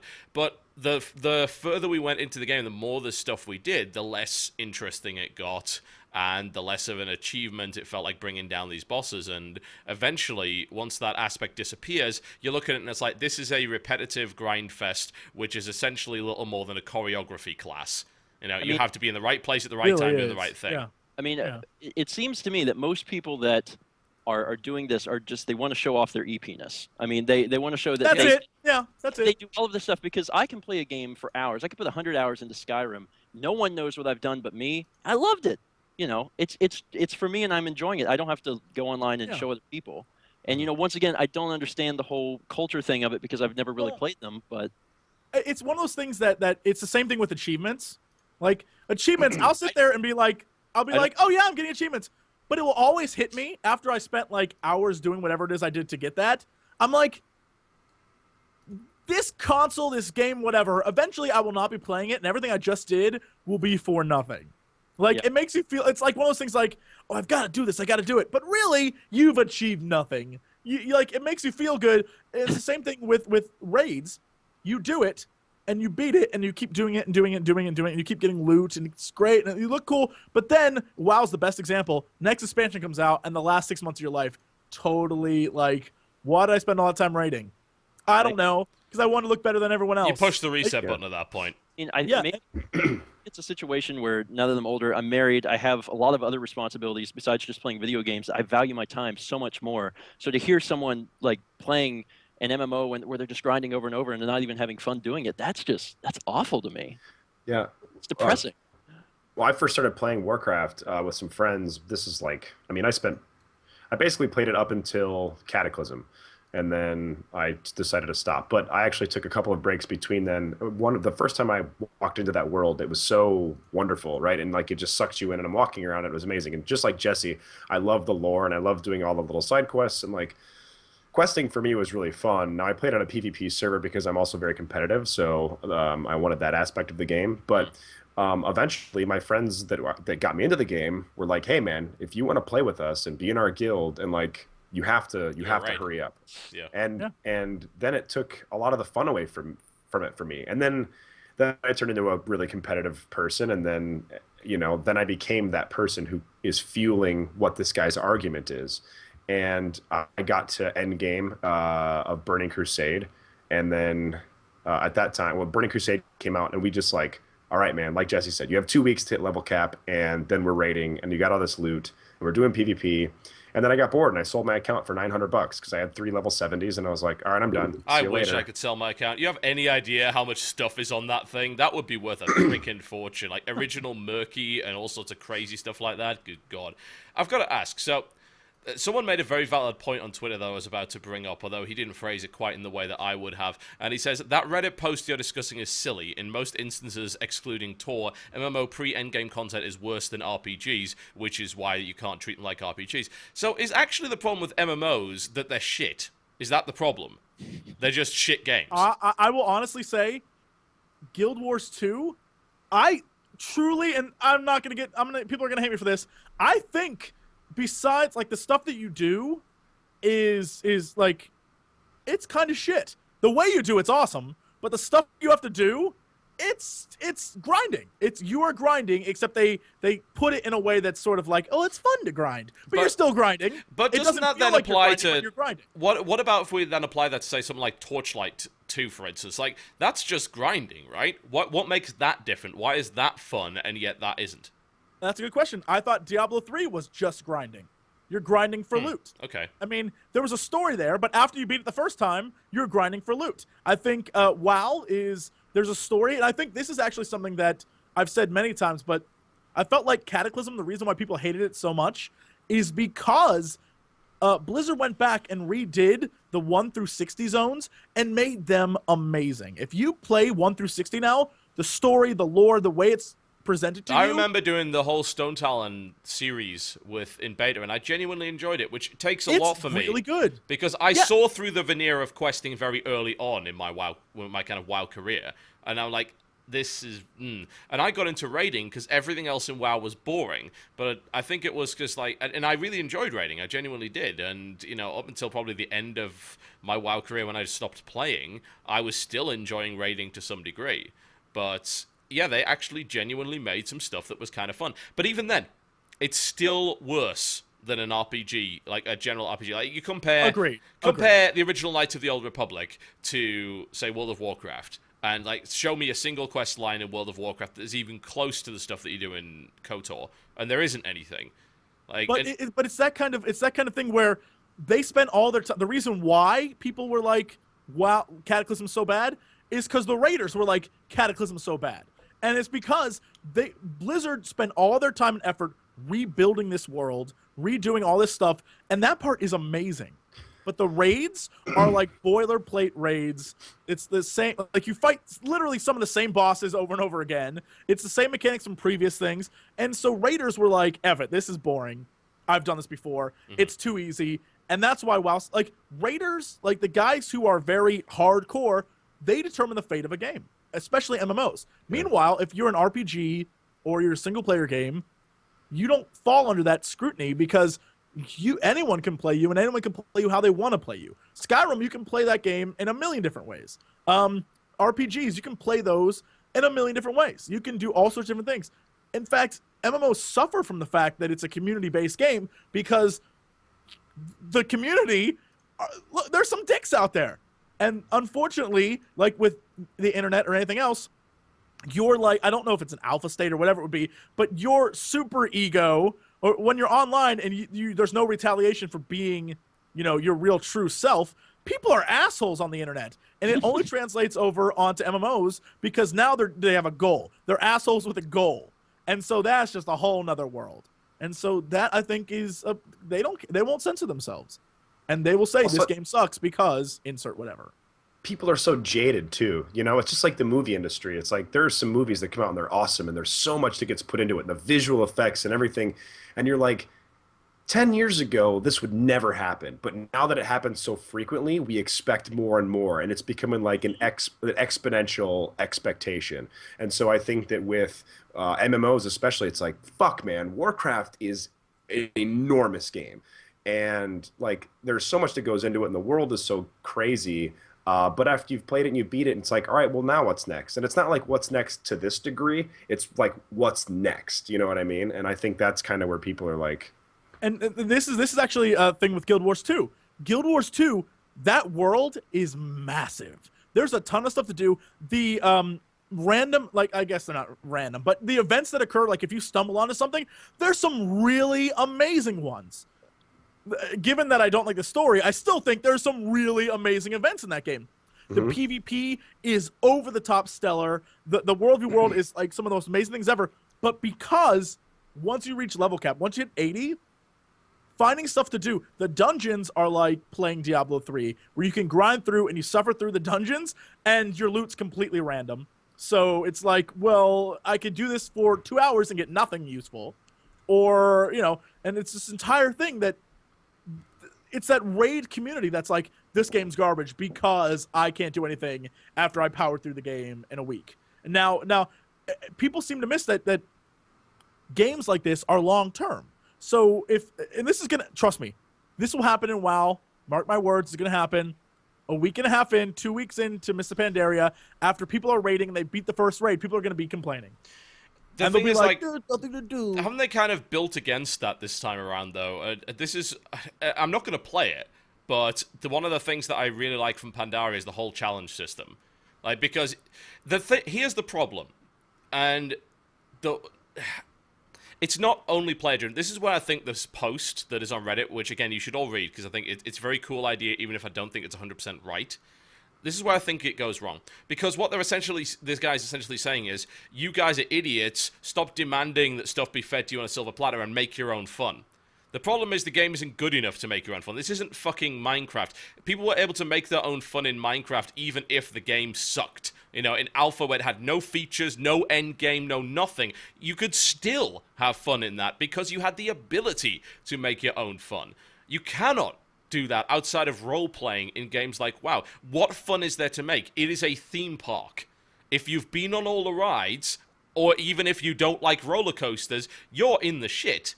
You're not going to have fun in that theme park. This is, again, it's not Eve, it's not Minecraft, it's entirely static. And Guild Wars is static too. Even the PvP and everything, it's still set objectives on set battlegrounds, and it's done in particular ways. It's really hard to make your own fun in games like that. And it seems to me that until you're able to do that, and I think can I make a prediction? I mark my words on this. In the next few years, we're going to be seeing a new generation of MMORPGs that have significant world crafting elements within them. And I'm going to say that a lot of them will be heavily influenced by the construction style of Minecraft. And the reason that I say that is because Minecraft struck gold in the idea that you can make a game system which allows content to be created easily and cooperatively in a fun way within a game without needing modding tools. If that doesn't come into MMORPGs the next few years, then I will eat my hat.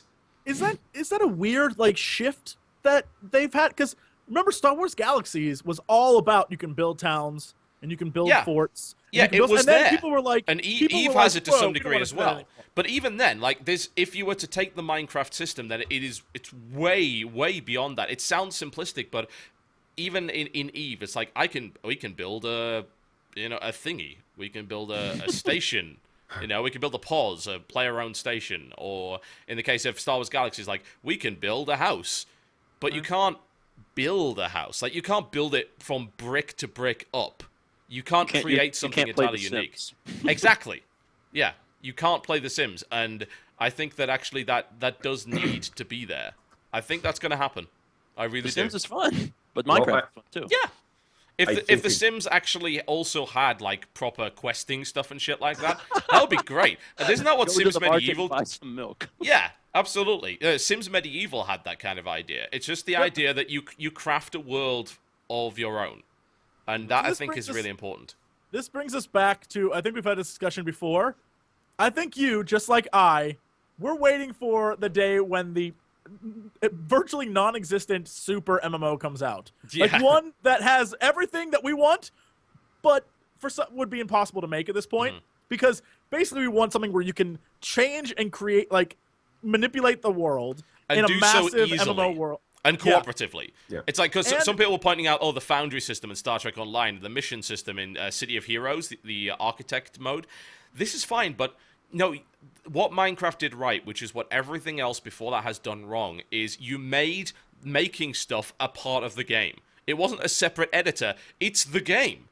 This is what Minecraft is. Building stuff in Minecraft with friends is inherently fun. Why? I couldn't tell you. That you have to go way in depth on game theory to even think about it. But it is fun, and it's proven positive time and again by sales figures. It's blindingly obvious that it is. So this is going to be taken. I can guarantee it. And if you could come up with a game that you could, what you did to change the world. So if I built a house or a castle, whatever. If I built that in that area. If you take the Minecraft example, I'd have to use supplies from that world. Yep. I'd have to change things. But then you'd also have to worry about, and this is something I'm sure companies would freak out over, limited resources, which would be kind of a terrific idea, because PvP would be real-life PvP. Scavenging for resources. We're going to fight like you, your guild has too much iron. We want your iron. We're going to raid your town and take your damn iron. Well, and you also bring in elements of trading. It's like, we have this, we have that. Well, I will trade you 30 cows for your iron. Right. And it's this whole level of stuff. And then, for example, if you're building in a world, let's say harpies live in a forest, if you cut down those trees, the harpies are now non-existent in that area of the game. Or, alternatively, the harpies actually go out, they have to find somewhere else to live, they try to relocate and attack towns on the way. They're just a roving band of fucking harpies that are out to screw shit up, This game concept is a terrific idea that is constantly changing. It's a world where questing changes. This would be the kind of quest that I would expect in Guild Wars 2, where if I did something it changes the questing world rather than it just repeats 20 minutes later, Yeah. right? It's this kind of thing where things would happen. The problem is that fanboys would rage, like, I didn't get to kill the dragon, now he's dead for good. Couldn't Right? care less. Yeah. Shit Then themselves they about need how to much- leave or go onto a different server. You know, it's the But I same. Like think the people game- whine because they couldn't open Anchorage. You know, that's tough. It doesn't matter. It would revolutionize gaming to have a game where everything you did affected the world you're in. The thing that would be good is, it will also then, of course, then there'd be trolls on it. But that's the problem that There's you'd always have with gonna be that. Yeah, that's the problem that you'd have in a game like this. But it's the next step up. And until we get to that point, every game's going to be an iteration of WoW or this, like, semi-WoW state. Like, WoW is the pinnacle of what we can do right now. Yeah, well, I mean, Like- people are mentioning in the chat games that like do stuff like this that none of them do it right. None of them. It's the same idea as how do you beat WoW? It's like because no game has ever done WoW that's but better in every aspect. They've always fucked up somewhere, which has caused the problems. You know, stuff like Darkfall, Haven and Hearth, Salem the Crafting MMO, Worm Online. That stuff. It is still not what people don't want. That they want the crafting aspect, but an actual game that works as well. Mm-hmm. And this we do not have yet. I'm kind of looking forward to Cube World. Yes. No, it that's looks fun. I don't know what all the hype's over, because I think that for some reason when people make things out of blocks these days, everyone goes crazy. It's like, oh, it's a voxel-based game. It's like, I remember the hype over voxel-based games 10 years ago. You know, it's cool that voxel's coming back, but it's like, well, okay, it seems like a kind of standard Zelda-ish game, but the terrain's a bit deformable. Yeah. What am I excited about again? I mean, There's I'm excited building about Castle digital mining. Story.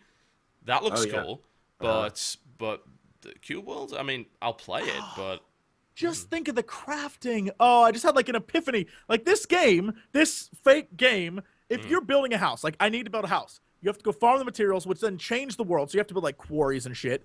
And then you get the stuff, and then your crafting is like, I need to craft, like take the Guild Wars 2 style crafting where it's like, in order to build a house, you have to build, you know, mortar, and you have to like get the wood planks, and then you combine all that to make a wall. And then you combine the walls to make like, this kind of stuff would be a terrific idea for, and it's the kind of in-depth thing that crafters love. And then you'd have people who could go out. It seems like a lot of like you'd have to band together. It'd be very hard to do this by yourself, but I think that's good in an MMO. And I mean, I don't know. A lot of people are saying like there's a few games that do that, but again, you guys are saying like it does this one thing. We're talking about taking everything from all these games and bumping it up a level and then putting it in one. And I don't know if we have the technology now to do that, or if any company is willing to go on a limb and say, like, we're going to make a difficult game, and if you don't get everything you want, tough shit. Because most companies will be like, we want to give everyone the same experience. And that's everyone having the what same kills experience is MMOs. boring. That's why Torchlight's kind of cool. It's like you get loot that other people don't get. It's like, but I don't get this loot drop. Tough. That's cool. It's cool that you don't get this loot drop, you know? It's cool that other people got it. And you get to share that experience, and you have a unique experience of your own, rather than being, copy-paste content all the time.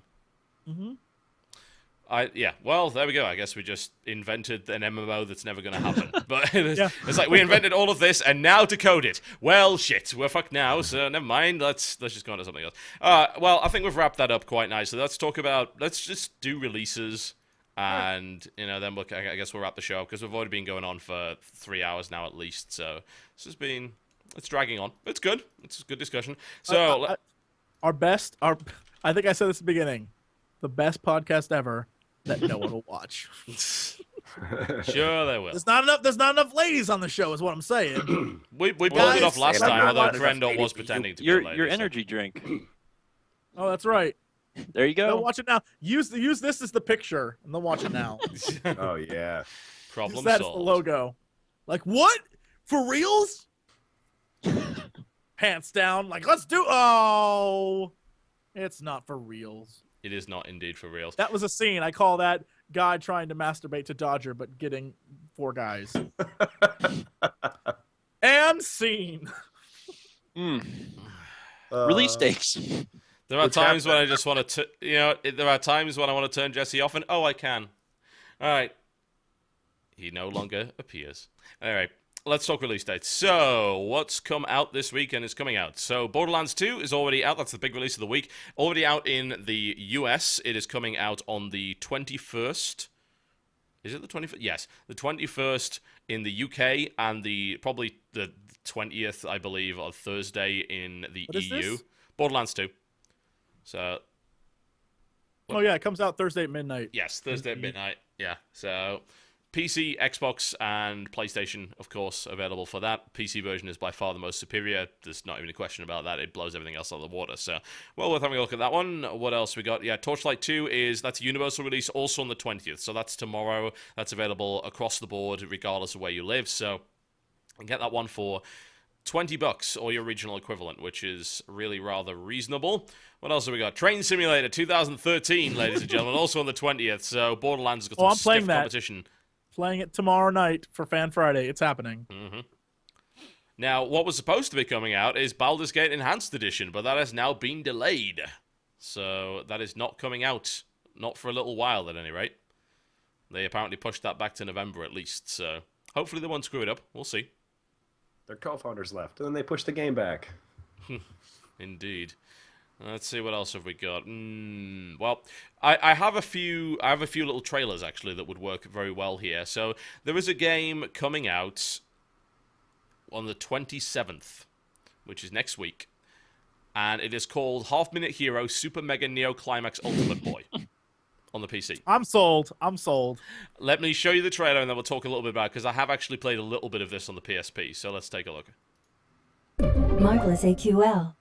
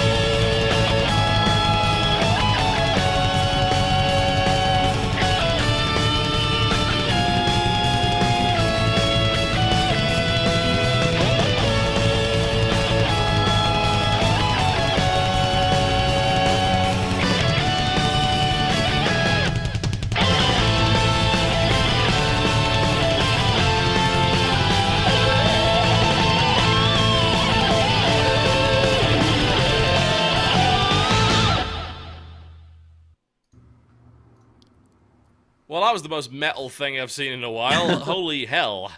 Yes, Half Minute Hero. I'm not even going to attempt to pronounce the rest of that name.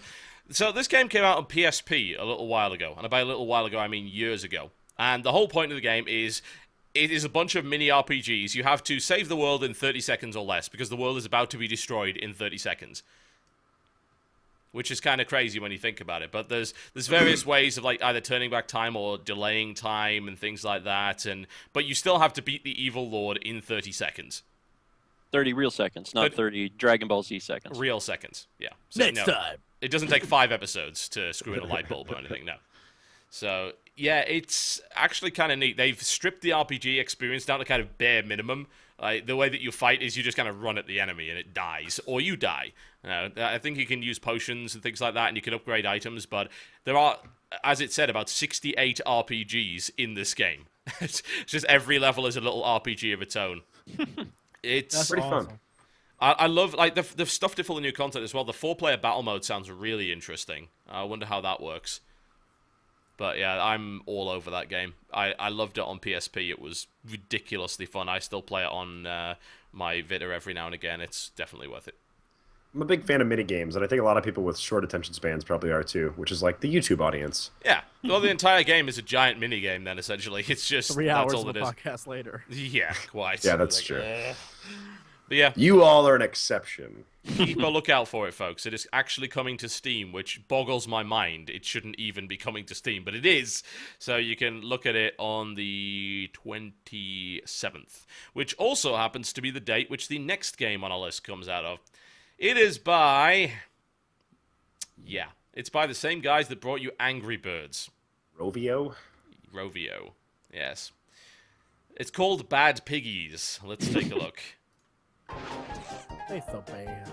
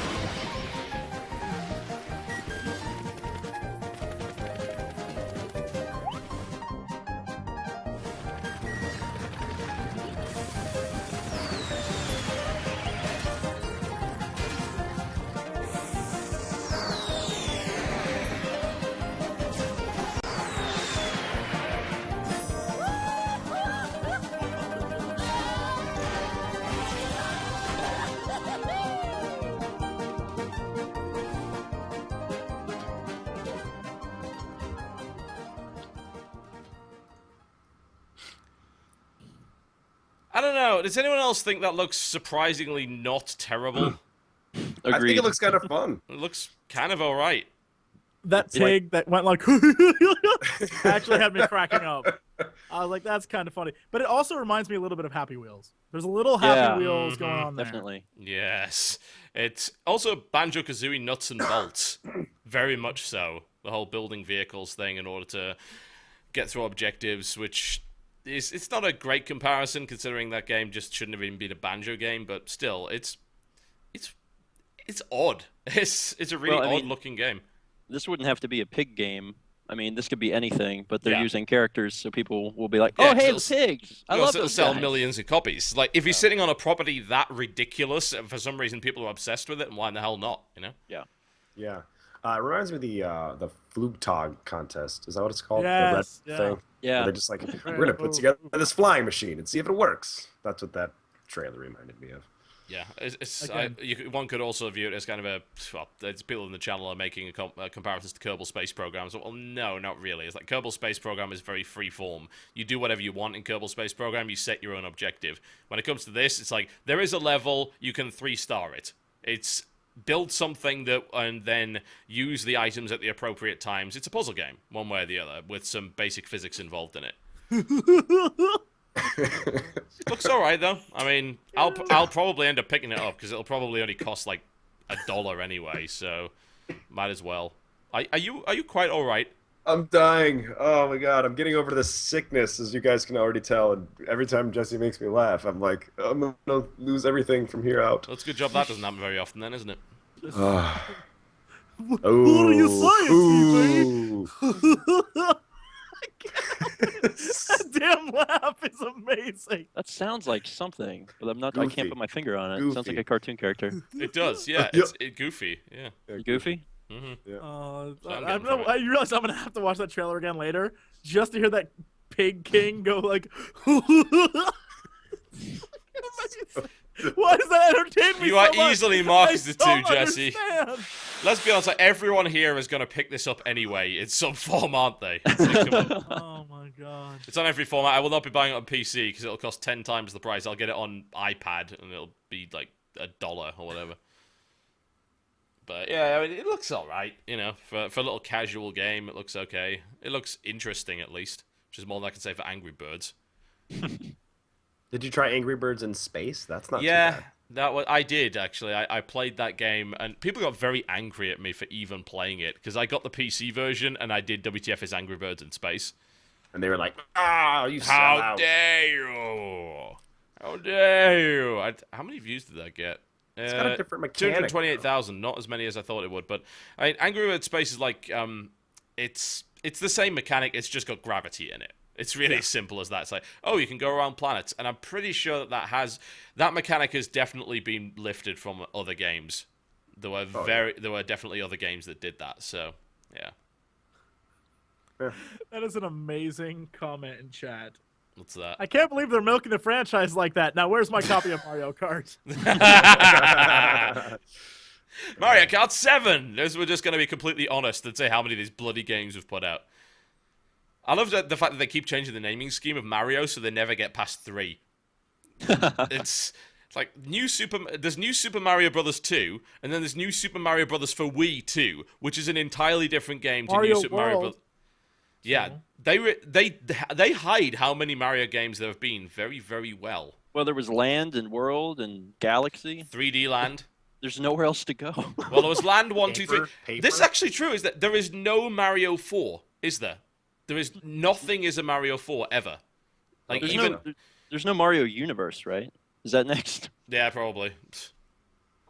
After that, Mario it's Party. done. Yeah, Mario Party. Never mind. That's like at 9 now. Okay. I'll throw that out the window though. But like, no other games have ever gone to 3. Like, none of the platformers have gone to 3. They've always renamed it. Even the Lost Levels for Super Mario World was called the Lost Levels and not Mario 4. So. Super Mario I kind of RPG, want- which is actually really good. Which was great. Yeah. I kind of want a gritty Mario. Like it's Mario Brothers. You basically want the just Brothers Mario violence. from the Game Station show, don't you? That's what you want. But just violence. Check out the other brothers. It's gritty. It's not violent, but it's a platformer based on the Super Mario franchise. In development right now. It looks pretty fun. It's like gritty Boston auto mechanics instead of plumbers, and it's pretty sweet. Looks good. Cool. Yeah. Anyway. Indeed. Well, that game is coming out on the same day as Half Minute Hero. I'd highly recommend if you have to choose, then you get Half Minute Hero, because that's a genuinely good game. But that's on the 27th. Mr. Pandaria out on the 25th across the board, for those of you who still care. That's available. What else have we got? Trying to see Also, that day you're missing out the big release that day. which is? Tokyo Jungle. Oh my God, PlayStation yeah, 3. in the US. I have to pick that up. Yeah, that looks Instant very buy. silly. Tokyo Jungle, a game whereby all the humans are dead and you have to survive in Tokyo as a zebra or something. You can pick You can do different animals. chickens? Yeah. I'm gonna be a family of chickens. I'm going to be a family of chickens. I want that on my grave. Also on the Jesse 25th, Fox, a family do you of want to pay $40 for the Angry Birds games? You can. Angry Birds Trilogy for PS3, Xbox, and 3DS for the low price of 40 of your Earth dollars. Not only that, but they're doing DLC for it. Or alternatively, play it free on an Android phone. I don't know what grosses me out more, that or the fact that people wear Angry Birds T-shirts. If you're the like Angry Birds 5 years merch. old, I can understand it, but I see people that are 30, 40 wearing Angry Birds t-shirts. Now, are they hipsters? Because if they're hipsters, it's cool. Because they're like, I'm not serious about it. I just You think they're wearing them ironically?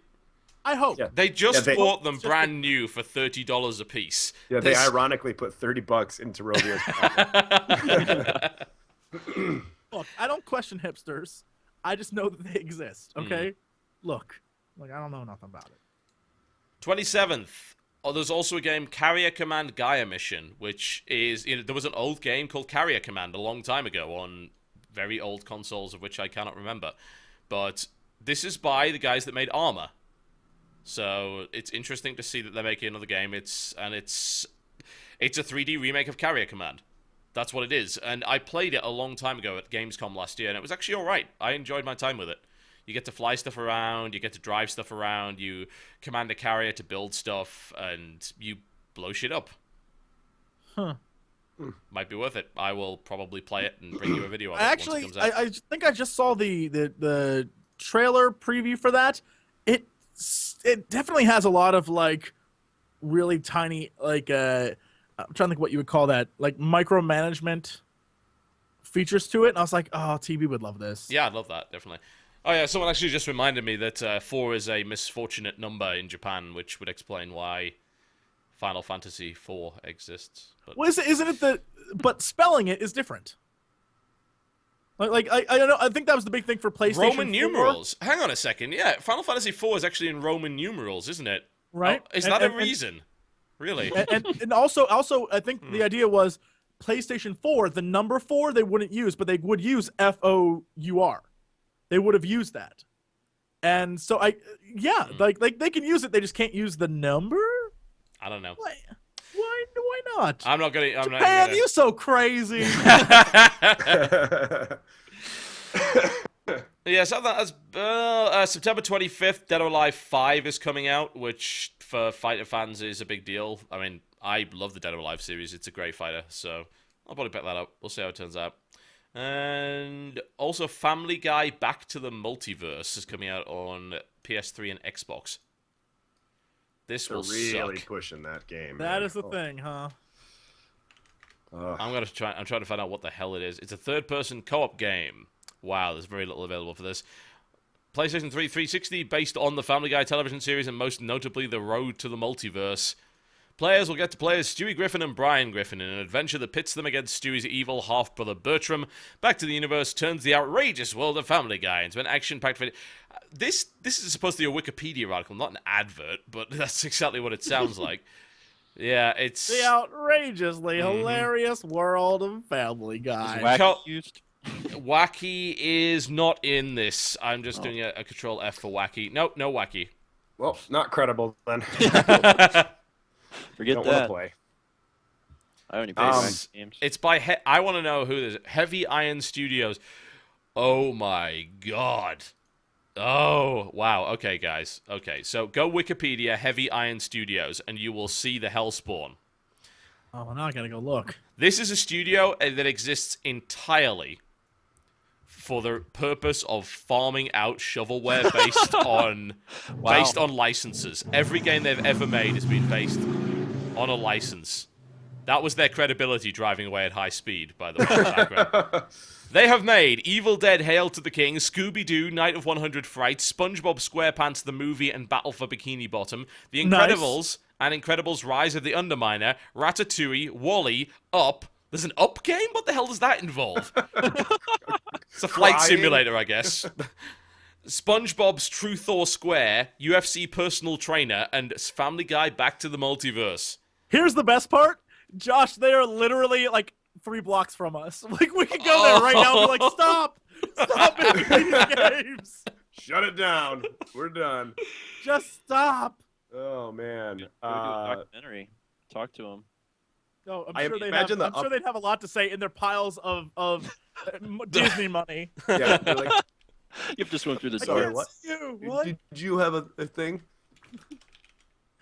I imagine the game Up starts with the guy's wife dying. Can I say that? Is that a spoiler? I imagine that would be the best. And like little kids are like, yay! Oh, It's that hook we were talking about in the first 5 minutes of the game. yep, that gets them. You know, I say all of these things, but they have some surprisingly highly rated shovelware. Like, their worst game was Evil Dead, and everything else has been at least reasonable. The SpongeBob SquarePants movie on PS2 actually has a Metascore of 75 and a user score of 91, which, Wow.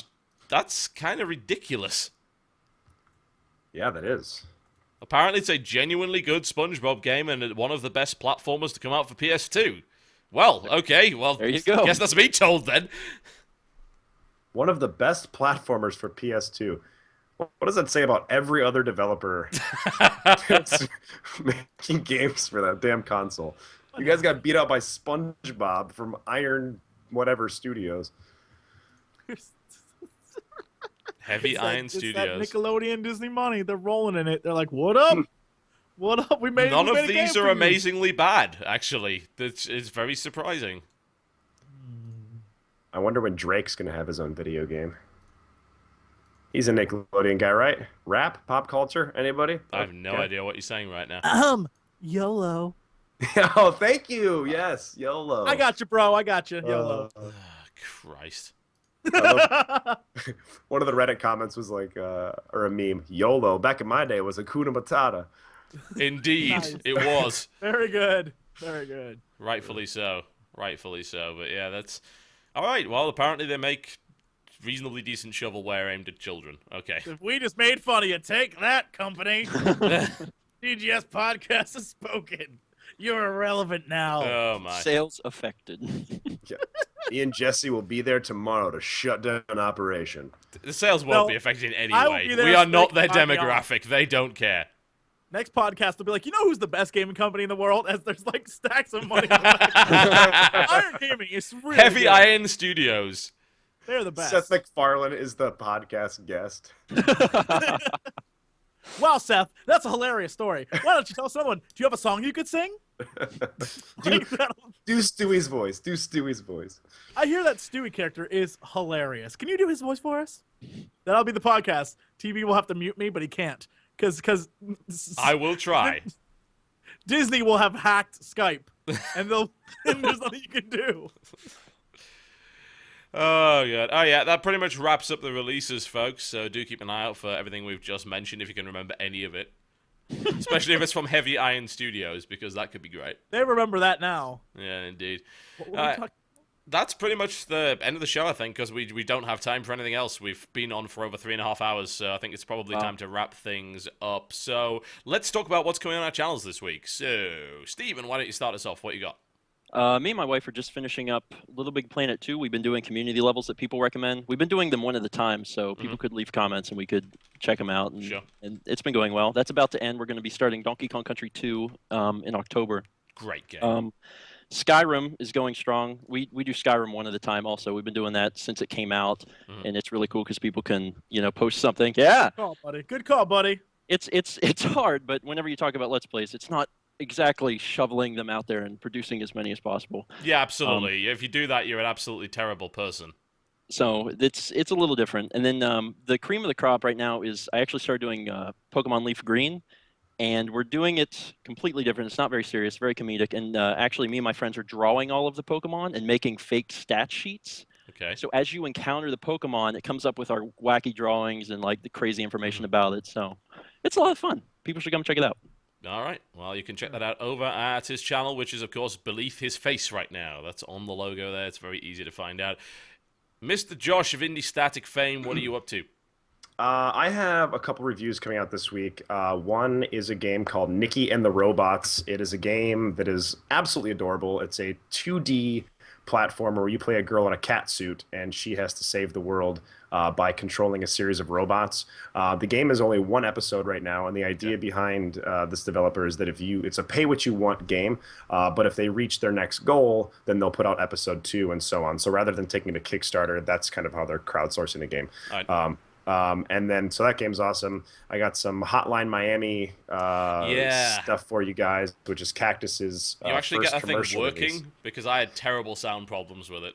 I'm really surprised that it only bugged out for me like at the very end of the demo that they sent to me. So I'm pretty happy about that.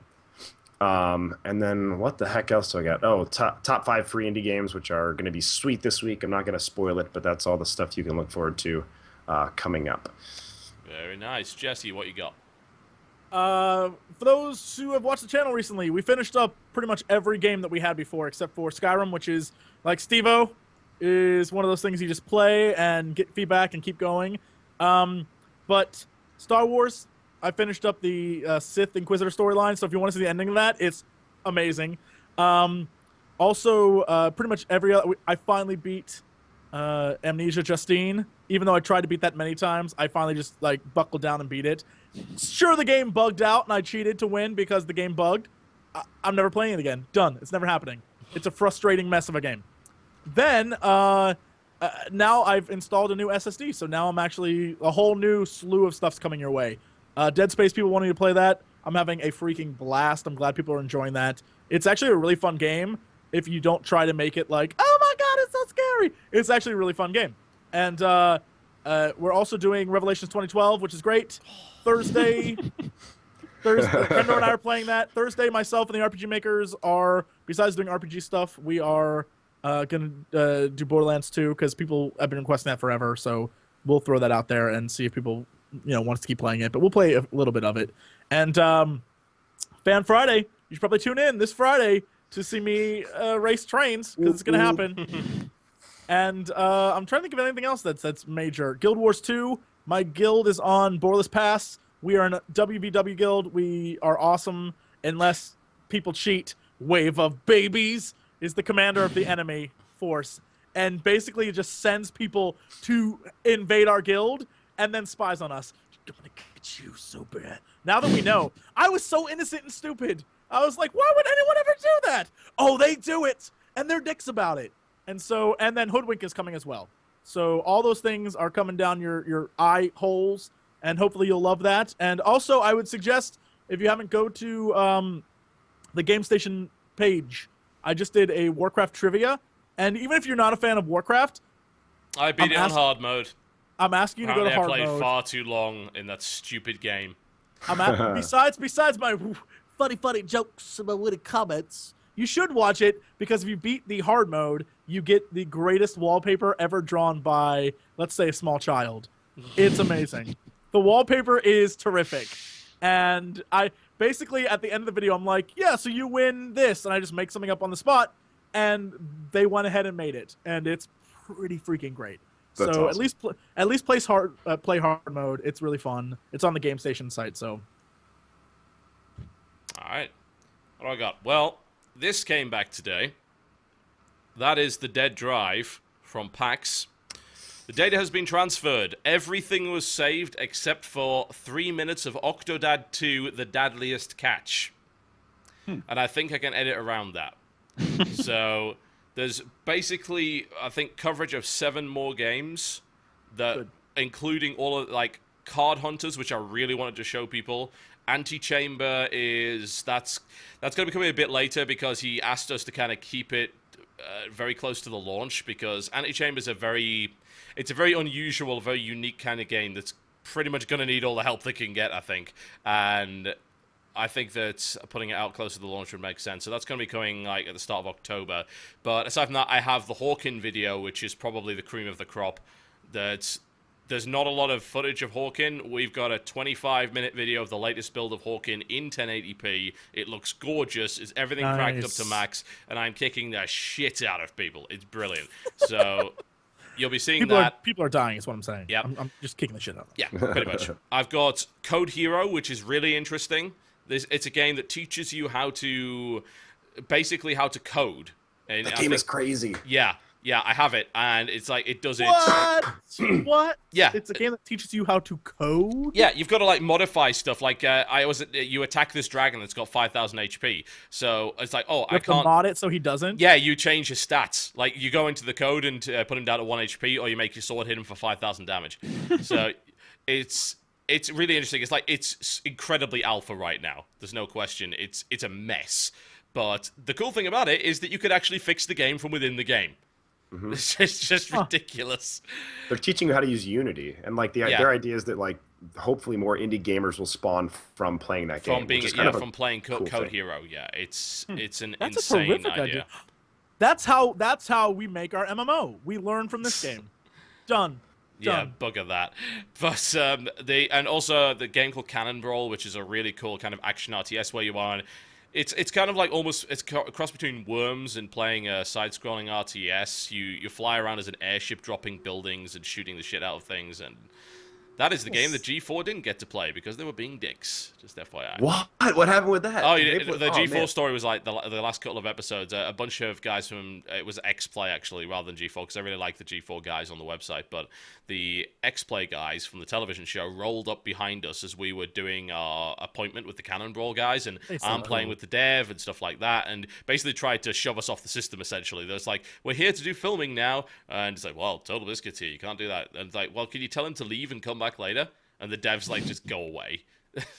Wow. Yep, X-Play bunch of dicks, but there you go. So that game's amazing. Yeah, Cannon Brawl's actually great. It's really fun. I've got that, Card Hunters, and I've still got a few videos left that were cam stuff. I got video of the Swapper. The Swapper's a really great puzzle platformer. And everything is modeled, I think, out of clay. They actually modeled everything out of clay, then digitally rendered it, which was incredible. But I'm not sure I want to put that video out because it ended up being cam. The problem was that the game itself, the system they'd given them for PAX was locked, so we couldn't install fraps because he didn't have the admin password. So it's like, well, we'll cam it. And it's like, it came out okay, but that game looks really good. And I don't think it's fair to put a cam version of it out. So I might have to wait until they give me PC code for that. So the same thing we did with Closure. Closure came out really bad on the cam, so I just made another video of it. So, yeah, and aside from all of that pack stuff, and there's still the big interview about the future of Blacklight Retribution. That's a really cool in-depth interview with a guy with a crazy, awesome beard. And I've got video of, I'm going to do one of Borderlands, of course. That's probably the big one this week that's coming out. There'll be our final thoughts on Torchlight 2. That'll be me and the missus doing a co-op video over the next couple of days where we talk a shitload about that. Yes, I know you want to show your box, Jesse. You can do it in a second. I've got content to talk about. Sorry, boss. I'll sit here with my box. And I'll do Jet Set Radio, which hopefully will not be as bad as Tony Hawk's Pro Skater HD. So, yeah. Plenty of stuff to come, folks, as always. And, oh yeah, and Painkiller. I have beta for Painkiller HD, so I will bring you Painkiller. Hopefully it doesn't suck. So, before that, just like to remind people, Humble Indie Bundle 6 is out, and it's great. And it's already made $1 million.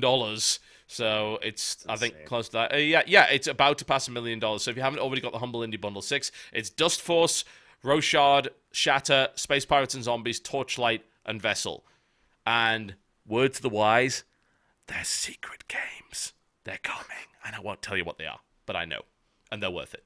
So, yeah. I'm not going to tell you what they are, but I know. Because I'm a dick like that. I know what they are. But yeah, there will be some secret games coming later. So, do buy it.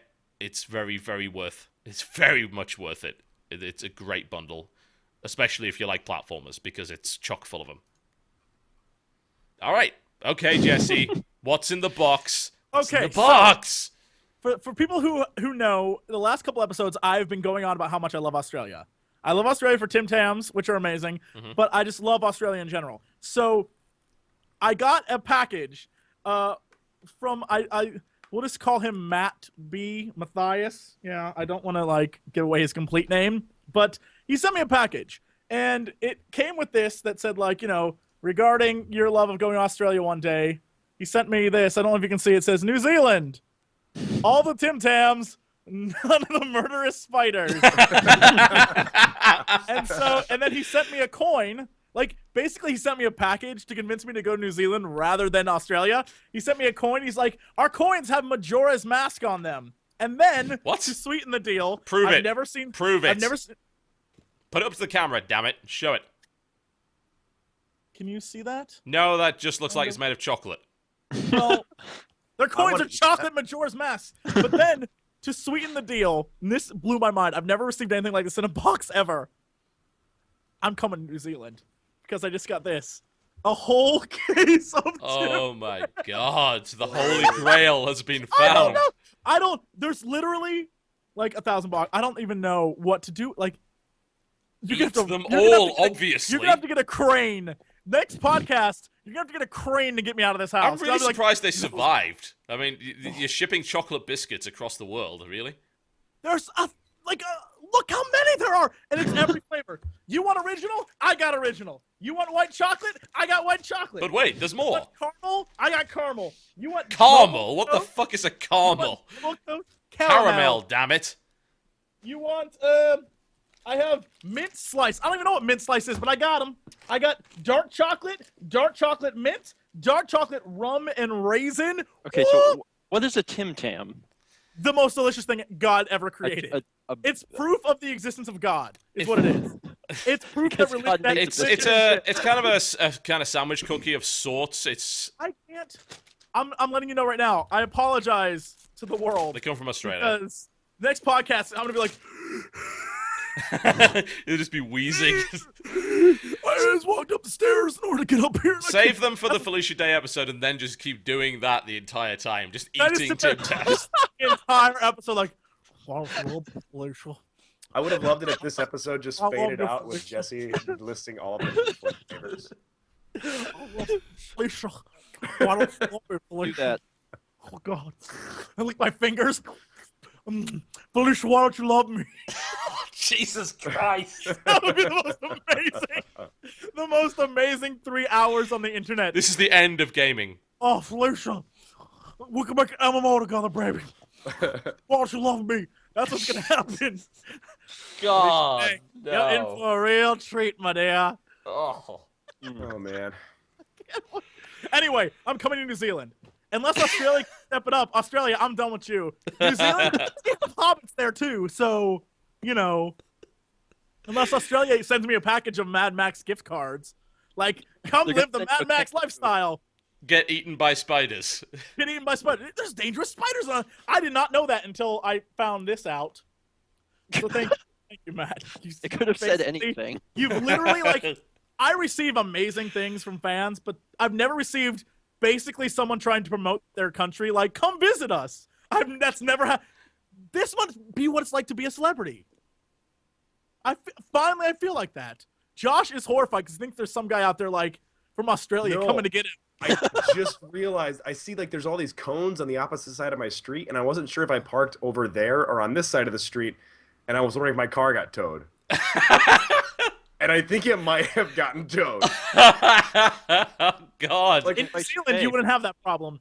They would. Yeah, the car would have been eaten by giant spiders. oh my god. Now I imagine the Wild Wild West and Will Smith beating up. Will Smith is like, "Take that, Greenie!" And he's driving his giant spider. Will Smith, horrible racist. Who knew? I think it's about time to wrap it up. He needs to go check his cars. That if you want to follow us on Twitter, you can do so. TotalBiscuit is my main Twitter with all the ranting and bullshit on it. And if you just want to follow my videos and events and engagements, it's at CynicalBrit. Jesse is at Jesse Cox or at OMFG Kata. Shabuzi.com or tunagaming.com. Go there too. Yep. Quality stuff.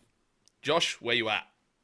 We got at IndieStatik. That is my my new Twitter for the community that we're building, and that is going to be at IndieStatik.com. You guys should check it out. Sign up for the mailing list. It's going to be launching very quickly. Yep. And I'm really happy and excited.